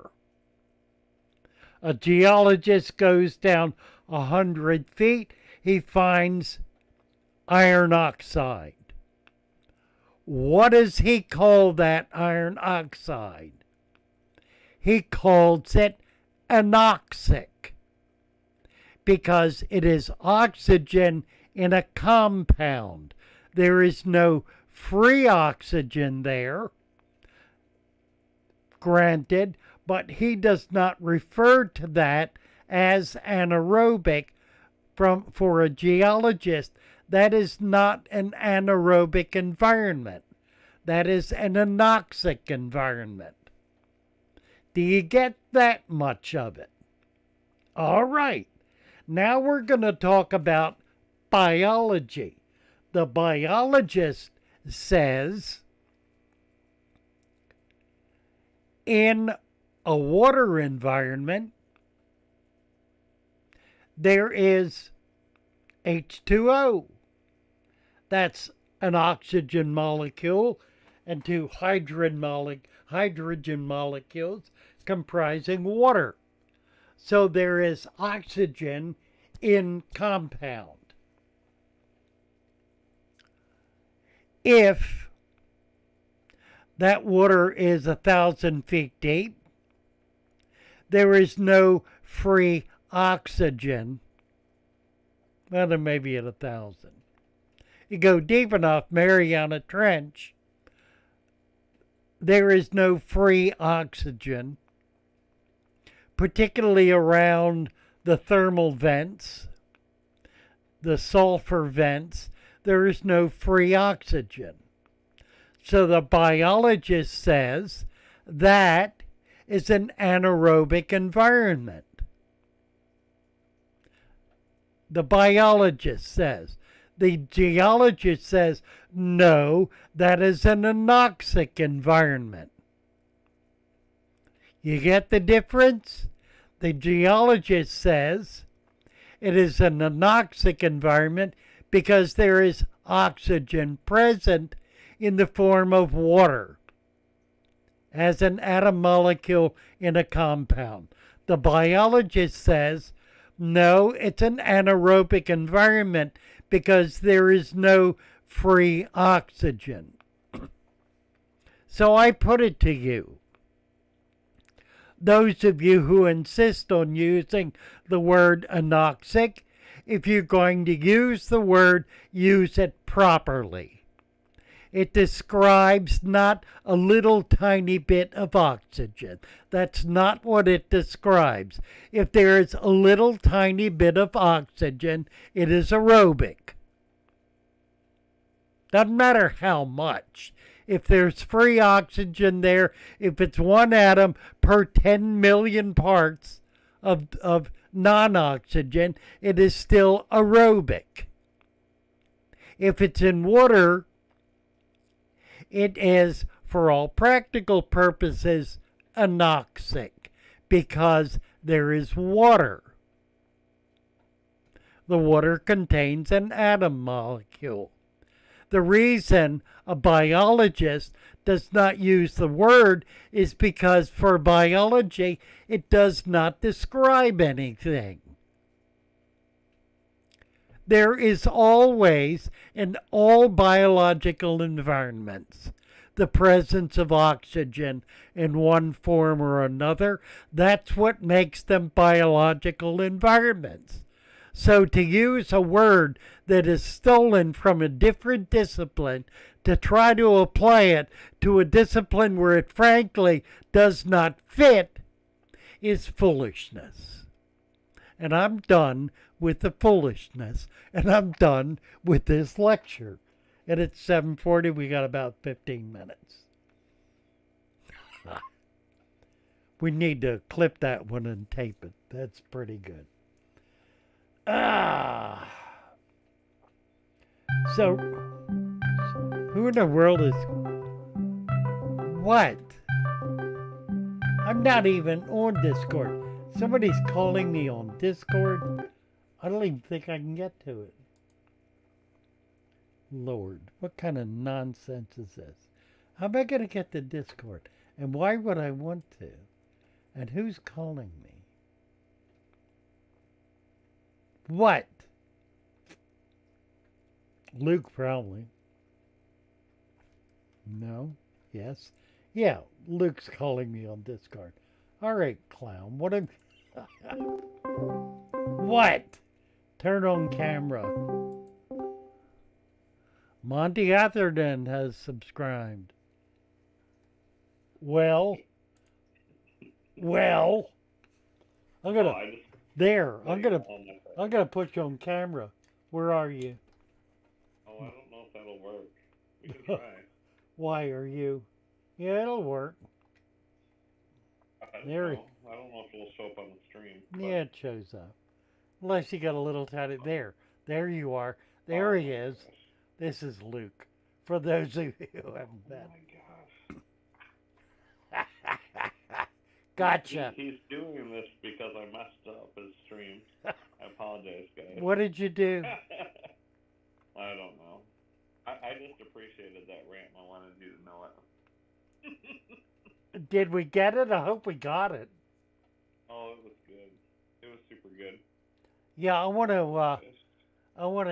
to do that as a video. That's a good clip. Oh yeah. That's the best I've ever explained it. I think you were preaching there for a second. Yeah, I think you're right. Pretty good. Yeah, I don't think the people who needed to hear it heard it, but which is why that's why we need to do it. Need to get it. You know what I can do? Yeah, there's. I can't. Way. I'm not I sure. can't get my picture and yours together because I can't. Can do that. Because we've only got you can't. Because we've only got one camera. Oh, but I know a guy. You just keep doing you. I just thought I'd jump in here for this close to the end. I appreciate it. That's funny. Yeah, we got to get that one. I'll get Dead Man's Will on that. I'm excited about Silver Creek is going to do the leaf stuff, right? He's going to help with that. Yeah, he said he would. Yeah. Yeah, that's going to be sweet. He's got a whole bunch of cool stuff going on down there. So. I know he does. What else is going on here? He's saying, "Hey, Luke, Ryan Oaks, what about using organic rock phosphate added to the dirt?" Yeah, that's okay. That's not a problem. You're just adding minerals in. But phosphates are a good mineral. Nothing wrong with that. Oh, the comment section on Aquarium Co-op. We're in your favor about dirted tanks. Well, I dare say, Corey was chagrined. You know what's going to happen? He's going to figure out how to do a product line. That's what's going to happen. I was surprised to hear about the co-op stuff. curious to hear how that all washed out. Well, what are you talking about? They mentioned that, the aquarium co-op or whatever Corey was mentioning you. I didn't know if that was in the Yeah, forums there or if that was, online. but then I just read that it was mentioned in the comment section. Oh, they were explaining different substrates to use. When it came to using dirt, you can tell they weren't really pushing it. But if you were interested in the dirted shank, go check out Father Fish. I see. Gotcha. That's what it was. That makes sense. I watched Well, that's Corey. a I've seen his streams for about as long as I came across you, but nothing specific. The quickest thing I found and the best thing I found was the Father Fish method for aquariums. well, he's a marketer. That's really what he Well, is. I mean, that's what he markets product. That's what he does. yeah, I mean, nothing wrong with that, I guess. Right. Well, somebody's got to do it. We're, how many Corey gallons in showed that the tank tank. behind you? It's a 30-gallon tank, Gracie. It's a 4-foot long tank. They're hard to come by. I've only ever had two or three of them, and I don't think they make them anymore. Yeah, it's a great tank. I hauled one all the way up from Florida, and it got broken. It got smashed, just destroyed. Too much to even try to fix it. It's very sad. I lost probably half the tanks I brought up in the truck because we hit a couple of ruts in Georgia. No, was it South Carolina? It was South Carolina. Hit some ruts in South Carolina that destroyed half of my fish tanks. That truck Well, went not all states boom. take care of their roads as good as the They others. were sitting on the floor, sitting on the bed of the truck, and it just smashed them. So, did you see Silver Creek said Corey showed a dirted tank as well as Did he? well from No. Facebook, and it was missing the cap. So let me ask you about that. A lot of these stores when they are selling soil, they're selling those balls or pellets for Yeah, the right. substrate, so it's compact, Yeah. which would mean to me that it releases, slower into the water column. But still, there's no way that could be as good as a sand cap. No, it is a fertilized manufactured bead. It's a bead of inert substance that has fertilizer mixed in with it. So you put it in there and it releases fertilizers for a few months and then it's depleted and eventually turns to mud. So it's not wonderful stuff.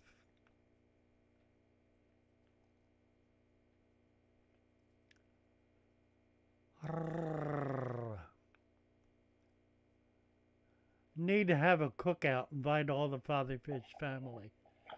Yeah, we do. Yeah, we do. What was it Rush Limbaugh did? There was a yard sale somewhere, and somebody came on his show. They were doing a yard sale, and they were raising money for something that he believed in. So he mentioned it. There were 10,000 people that landed at this yard sale in the middle of nowhere on a weekend. It was amazing. I don't remember the whole story about it. I do remember it happening. Yeah, we need to do a cookout. There are a couple of guys who do cookouts. A couple of not YouTubers, maybe there are, but a couple of people who do commentary who have annual cookouts. Nice idea. As soon as we get to 100,000, we'll do a cookout. There you go. There it is. Been trying to come up with something we can do. At 100,000 subscribers, we will do a cookout. We'll do it here on the Eastern Shore. We have an airport here, a couple of them. Dover Air Force Base is nearby, hour and a half drive. We'll do a big cookout. We'll do chicken, and we'll do barbecue, and we'll do steamed crabs. We'll do a summer cookout when Father Fish hits 100,000, and we will invite everybody from the Father Fish Shoal. So we'll try to get 100,000 people to come. Is there a limit on how much dirt we can add at the bottom? Thank you, Mr. V. And the answer is absolutely yes. There is a limit. If you put too much dirt in, your sand will not be able to contain it. It will explode into the water and you will have a mess. 1 inch of dirt in any tank under 50 gallons. No more than 1 inch of dirt and dead fish. Thomas says, yes, and dead fish. It will create, if you will, an anaerobic environment.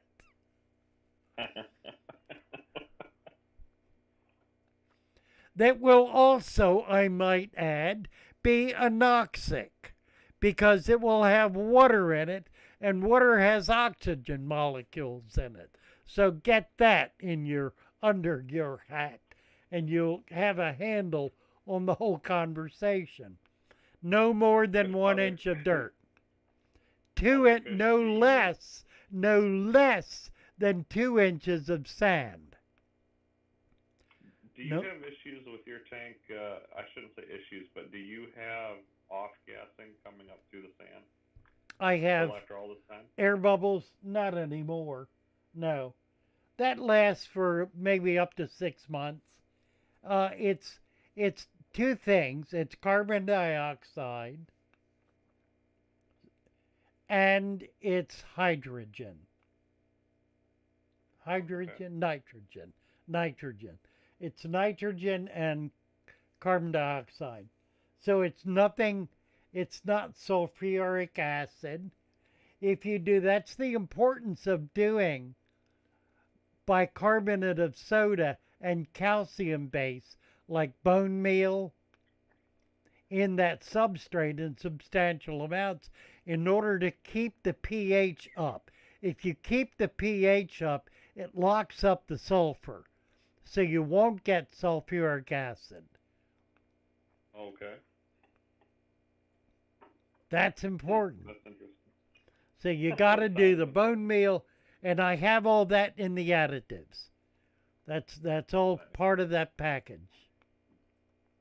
And the soil supplement is on the website then? It's in the soil supplement. Absolutely. So can you guys hear Luke? I don't know if you can hear him. I don't know. I can't. I would imagine they can hear me. I don't know if they can or not. I don't know. So with the soil supplement, you said it's good for up to 100 gallons, right? Yeah, it's good for 100 gallons. It's enough there to do 100 gallons generously. Oh, Thomas is saying I can, and I'm half deaf. Okay, that's good. Oh, well, that's good enough. And Mandy says I can hear Luke. Kevin says, can't wait to dirt my 80-gallon lowboy wants to get me my new tank. Brought it home yesterday. It was cracked badly at the top. C4 rimless. Wow. Wow. Mr. V hears you. Everybody hears you. So the soil supplement up to 100 gallons, I don't remember what the instructions say. But can you talk about that a little bit? Do you put the whole amount in regardless, or do you break Well, it if it's a down 100-gallon tank, yeah, it's it's really not based on gallonage. It's really based on square feet or square inches. In other words, you're you're filling a space, and Right. it's the surface space that counts, not the depth. The depth is a function. The depth is a constant. The Okay. width and the height, the width and the depth are the variable. So a So it's 10 it's the amount that you're filling in, not the gallons per se. It's the it's the ratio to the surface or the depth. it's the footprint, Hmm. right? So those numbers are estimates, but they're pretty close. They're within 10% pretty consistently. Now the difference might, even with a 50-gallon tall, which is three feet wide, it's 18 inches deep. A 55-gallon is 4 feet wide, but it's only 12 inches deep. So the square footage remains pretty close to the same. A 20-gallon, a 20-gallon, what am I going to say now? A 20-gallon is less than the square footage of two 10-gallons, particularly if it's a 20 tall as opposed to a 20 wide. So you might make some um, compensation there, but it's not significant. If you Do you use have a the if preference when it comes to tanks? do I Like have a sizes for I you? really like, well, I've got tanks here. These tanks are probably my absolute favorite. These are not available typically. It's a 29 gallon that's 24 inches wide. Now, most 29 gallons are about 3 inches shorter and 6 inches longer. Hmm. These are special made. They are available commercially. They don't make a lot of them, and they may be hard to come by, but I like it. It's really a great tank. I'm down to 3 plus one broken one, so I need to try to get some more. But they're hard to come by. They're like this 30 long, just really hard to come by. Gotcha. So the aquarium that you have in the background behind you is a 20 long, right? It's a 30 long. 30 long. It's a 4 foot Is tank. that one hard to come by? Did you say? Oh yeah, very. Let's see. 105. The people. I followed your instructions on a Dirt Planet aquarium. Can I answer that? It's Can going I really answer well. see if I'm Only right? problem is algae. Yeah, go ahead. Yeah. Okay, so I could be wrong, but what I've learned so far is if you have algae, you don't have enough plants. That's right. Is that correct?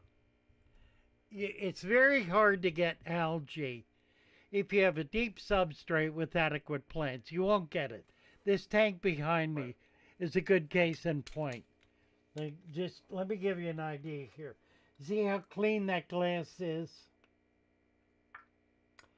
Yeah. I So have the theory or the reality there is that the plants are soaking up all the nutrients and using them instead of algae, which is basically a failsafe that's protecting your tank from fouling, right? well, also the deep substrate is preventing nutrients from building up in the water column because they're precipitating out into the substrate. Nutrients are heavier than water, so they sink, some very slowly, but they do sink. So if you got a deep substrate, they're going to sink into it which keeps them out of the water column. So one of the primary functions of a deep substrate is to keep the water as pure as possible. And that's really what it does. This glass, see the snail? If there were anything on that glass, he would get it. There's another snail. The last time I cleaned this glass was never. I have never cleaned the glass. Never. Not ever. Not one time. Never. Never, says Corey Miller. Ha ha, never. Right. My 10-gallon, I cleaned it once, but when you sent me those plants, when I got the bundle there for the 10-gallon, I told you I was having issues with the black beard algae and issues with the hair algae on the plants. Anyways, once I put all those plants that you sent me in the aquarium in the 10-gallon, no issues. They all disappeared. All of the algae, all of the issues disappeared, and the plants are rooting. They're doing their thing, and I'm 100% a believer in that. But it makes sense because the plants are soaking up the excess nutrients. Let's see. Damagen says, I have an 80-gallon angelfish tank. Always some problem with nitrates, about 40 ppm.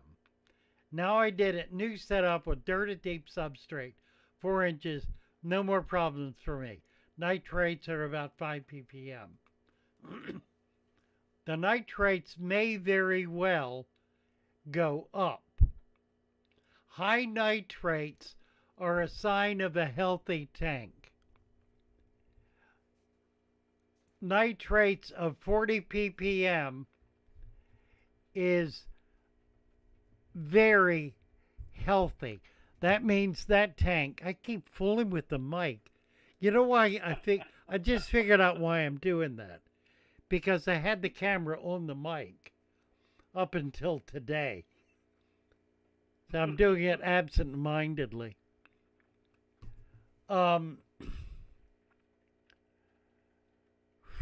Nitrates. Nitrates are nutrition. Nitrates are not toxic. It is impossible for a tank to develop a nitrate level high enough for it to become toxic. And the reason I say it's impossible is because the nitrates would have to be at an absolute minimum of 400 for it to become a problem for very delicate fish. Anything below that is not a problem.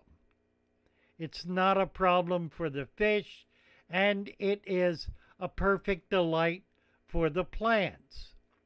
What is happening in your tank, Demijohn, is that it is a new tank that has not yet really begun to develop the nitrate level that it has the capability of developing. Keep in mind what nitrates are. Nitrates come from nitrites. Nitrates come from ammonia. Ammonia comes from living animals. So the more living animals you have, and that includes fish, snails, shrimp, microfauna, little tiny bugs, everything. Anything that's alive, including plants. When plants deteriorate, they release ammonia. All of that creates ammonia. Bacteria eat that ammonia. They consume it immediately, convert it to nitrites. Nitrites are also consumed by a different bacteria that converts it to nitrates. Nitrates are consumed by, guess what? Plants. Plants eat nitrates. That's what keeps plants growing, is nitrates, along with a bunch of other things. So nitrates are not a problem. They are a nutrient. And now the reason it's impossible for nitrates to get up to 400 is because at a certain level, algae simply explodes and just consumes that consumes nitrates. It's living on the nitrates. You cannot have a 400 level of nitrate in water and have it open to the air and not have it turn green in days. The algae will absolutely consume it. That goes back to your video talking about algae is your bestie, right? Algae is your bestie, yeah, right? Everybody's worried about algae, but algae protects your tank from fouling, essentially, right? Well, it does a lot of things. It certainly is consuming nitrates or nitrates. It also consumes ammonia directly. Plants will take ammonia in directly. So ammonia is never a problem in a deep substrate tank. Let me say that again. In a deep substrate tank, ammonia is never a problem. Ammonia. You know, that poison, that toxin everybody screams and hollers about and is worried sick about. If you have a deep substrate tank, sit back and smile. As the ammonia climbs, the plants thrive. Well, not a problem. Here's a good question for you, Father Fish. When was the last time that you tested the parameters of any of your aquariums? When I came in and filled them up, I checked the pH to see where the pH was, because I wanted to know. Roughly. Pardon? Well, that was 6 months ago. Okay, so other than and that... I periodically test it just to make sure it's still stable, because I don't know what the level of buffers is in there, but it's rock solid. You don't check everything. You generally check the pH, is that correct? Right. I have checked, recently I checked the GH, because I was curious about it. And it was 120 or something. So adequately hard. So I have hard alkaline water. Hard alkaline water is very desirable. Are you on well water or city water? I am on well water. Okay. Yeah. So are you high in calcium then? Am I what? Are you high in calcium? I don't know. Something probably. I mean, I'm on the peninsula, the Maryland Peninsula. That's between the Chesapeake Bay and the Atlantic Ocean, and that's flat. There are no mountain ranges.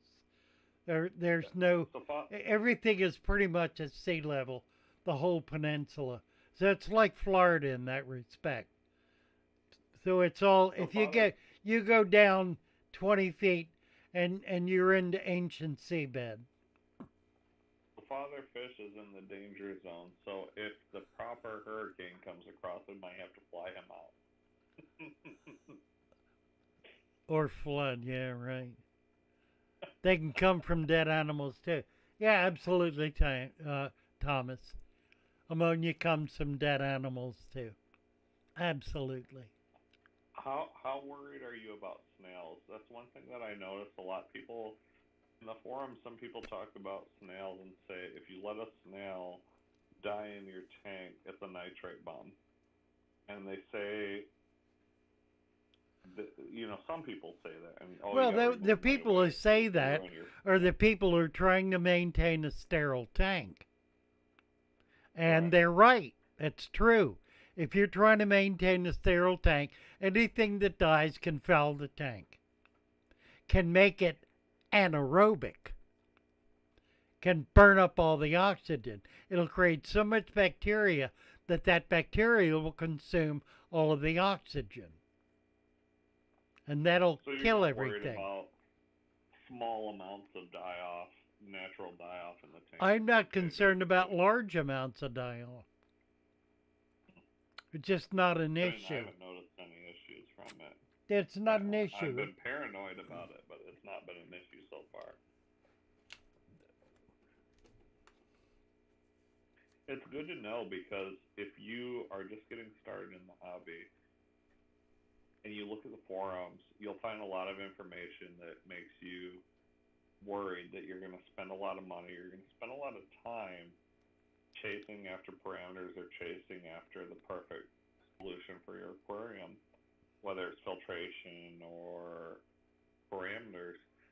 But the best thing that I found you can do is leave your tank alone, give it nature, all the natural things it needs, and it'll be fine. Yeah, absolutely. The deep dirted substrate is the closest you can come to a natural maintenance free system. You cannot do any better than that. You know, the video I did a couple of weeks ago talking about Amano, talking about Garf, talking about let me get her book here, talking about Diana Wallstead, and talking about Edith and the ecology farming community. Those are the foundation of the deep substrate.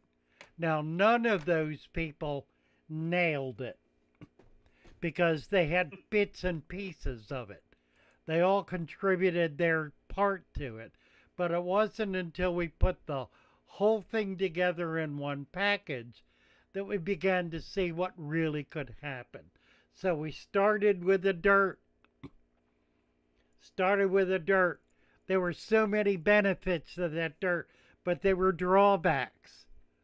So we solved one of the drawbacks by adding, and the dirt was Wallstead. We added to that supplements. That was Amano. Amano did the supplements. We put supplements in it, which made the dirt last longer. But it got mixed into the water column. The water was burning it up all the time, dissolving it out, thinning it out, causing it to lose its potency. So Garf came along. Garf did deep sand. Deep sand held everything down. Now they were doing salt water, but exact same principle. They operated on the understanding that the health of the coral reef was absolutely related to the health of the substrate under it. So they worked on the substrate under it, capping the nutrients to keep them down in there so they did not swell into the water column and foul the water. That was the sand cap principle. And then came along Edith and the biological farming, the organic farming, which meant putting humic material and living organisms on the surface of the soil in order to create the environment that the plants needed. And so we did the food web, the live food web, using leaves, which the researchers discovered was the foundation of life in moving water and still water in freshwater environments. So you can put all of that together, and that's what we have now. We have an absolutely perfect environment that maintains itself indefinitely. This is 20 years and going. Father Fish, can I ask you, percentage-wise, for that tank behind you, what percentage of that tank do you think is plants? By volume, it's a little Yeah. hard to say. It's a Do you strange. think 65%? Yeah, well, it's a strange question because if you compressed it all, it wouldn't be very much. But the reality Okay. is, it's it's filling virtually every niche. I mean, there's Right. open But space in there, but But the we get the opinion. So when we do an aquarium, for some reason, we think that the fish need a ridiculous amount of volume of water to open water. survive. Yeah. Yeah, and that's absolutely ridiculous. Yeah, well, that's If not you normal have either. Yeah. no, it doesn't mimic nature, and for Right. them, they do absolutely fine with an overabundance of plants and the ability to wiggle between them. I catch my fish just in that 10-gallon. Do you know where the fish spend the majority of their time? Obviously you do, but maybe all the viewers don't. They wiggle themselves in and slide in between the plants on the surface and anywhere they can stuff in there. It's absolutely Yeah, ridiculous. that's Not right. where you'd expect them to be. And they love it. They absolutely love all the plants, even if they got to squeeze in between them. Healed bettas on well water, even ones with destroyed fins. That's the nice thing about well water is that it doesn't have chemicals in it and it's stable. So whatever it is, it is. Right. We're at 8:15. We've been running almost 2.5 hours. We're gonna draw a line in the sand here. We got at least one good Well, video out of this.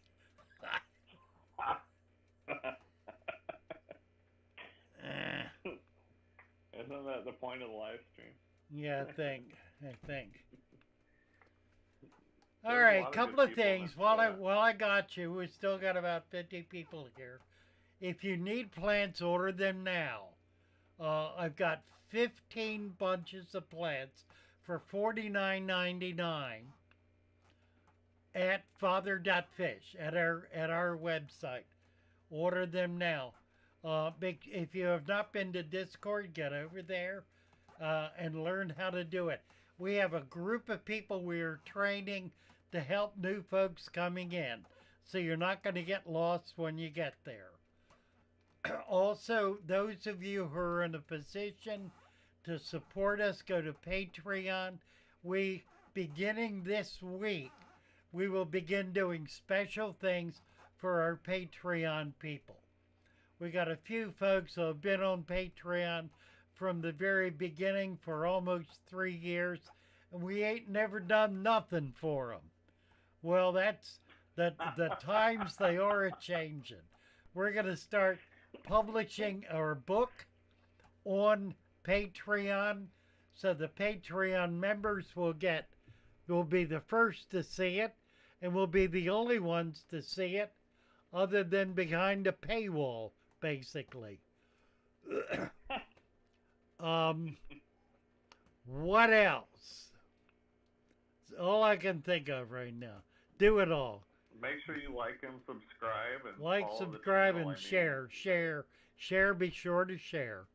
Do share, Yeah, the please purpose share. isn't to By all means, the, share. the, pur- the purpose isn't to sell plants. It's to get other people interested in the hobby and show them how easy it is to have their own aquarium. Because not only but if you've been following, you do know that I've been interested in saltwater. I've been interested in a natural saltwater aquarium. That's what I've done. And I've only, delved into the freshwater aquarium because of Father Fish. And adding all the deep substrate situations, which is very similar to what I've done with saltwater. And the plants, they're hands off. We've had aquariums almost a year old now that just run themselves. It's awesome. Absolutely. Yeah. You can't. Yeah, we're going to be beat it. doing a saltwater tank this spring when I can get over to the ocean and collect. And we're going to do, we are not going to buy the salt. We're not going to buy the sand. We're not going to buy anything. We're going to do it. We will probably buy a pair of clowns And maybe a few other fish and maybe some coral because I can't get them locally. But we also I will have send somebody, you some torch corals for sure. we got a guy who's going to be catching some pygmy seahorses and shipping them up to us this late spring, early summer. So we'll have those as well. Thank you, Luke, for coming up. It was fun to be with you. Yeah, no problem. And nice Always to have you appreciated all here. information. God bless you all. Make sure you check out our new videos.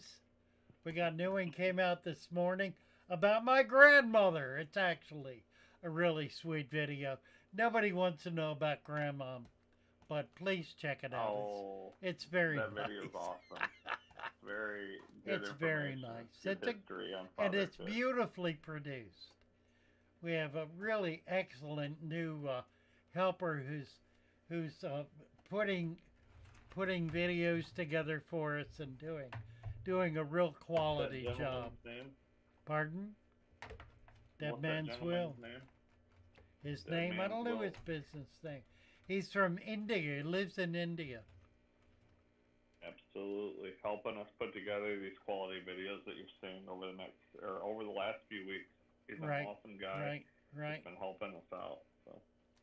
Yeah, and we're gonna try to keep that going.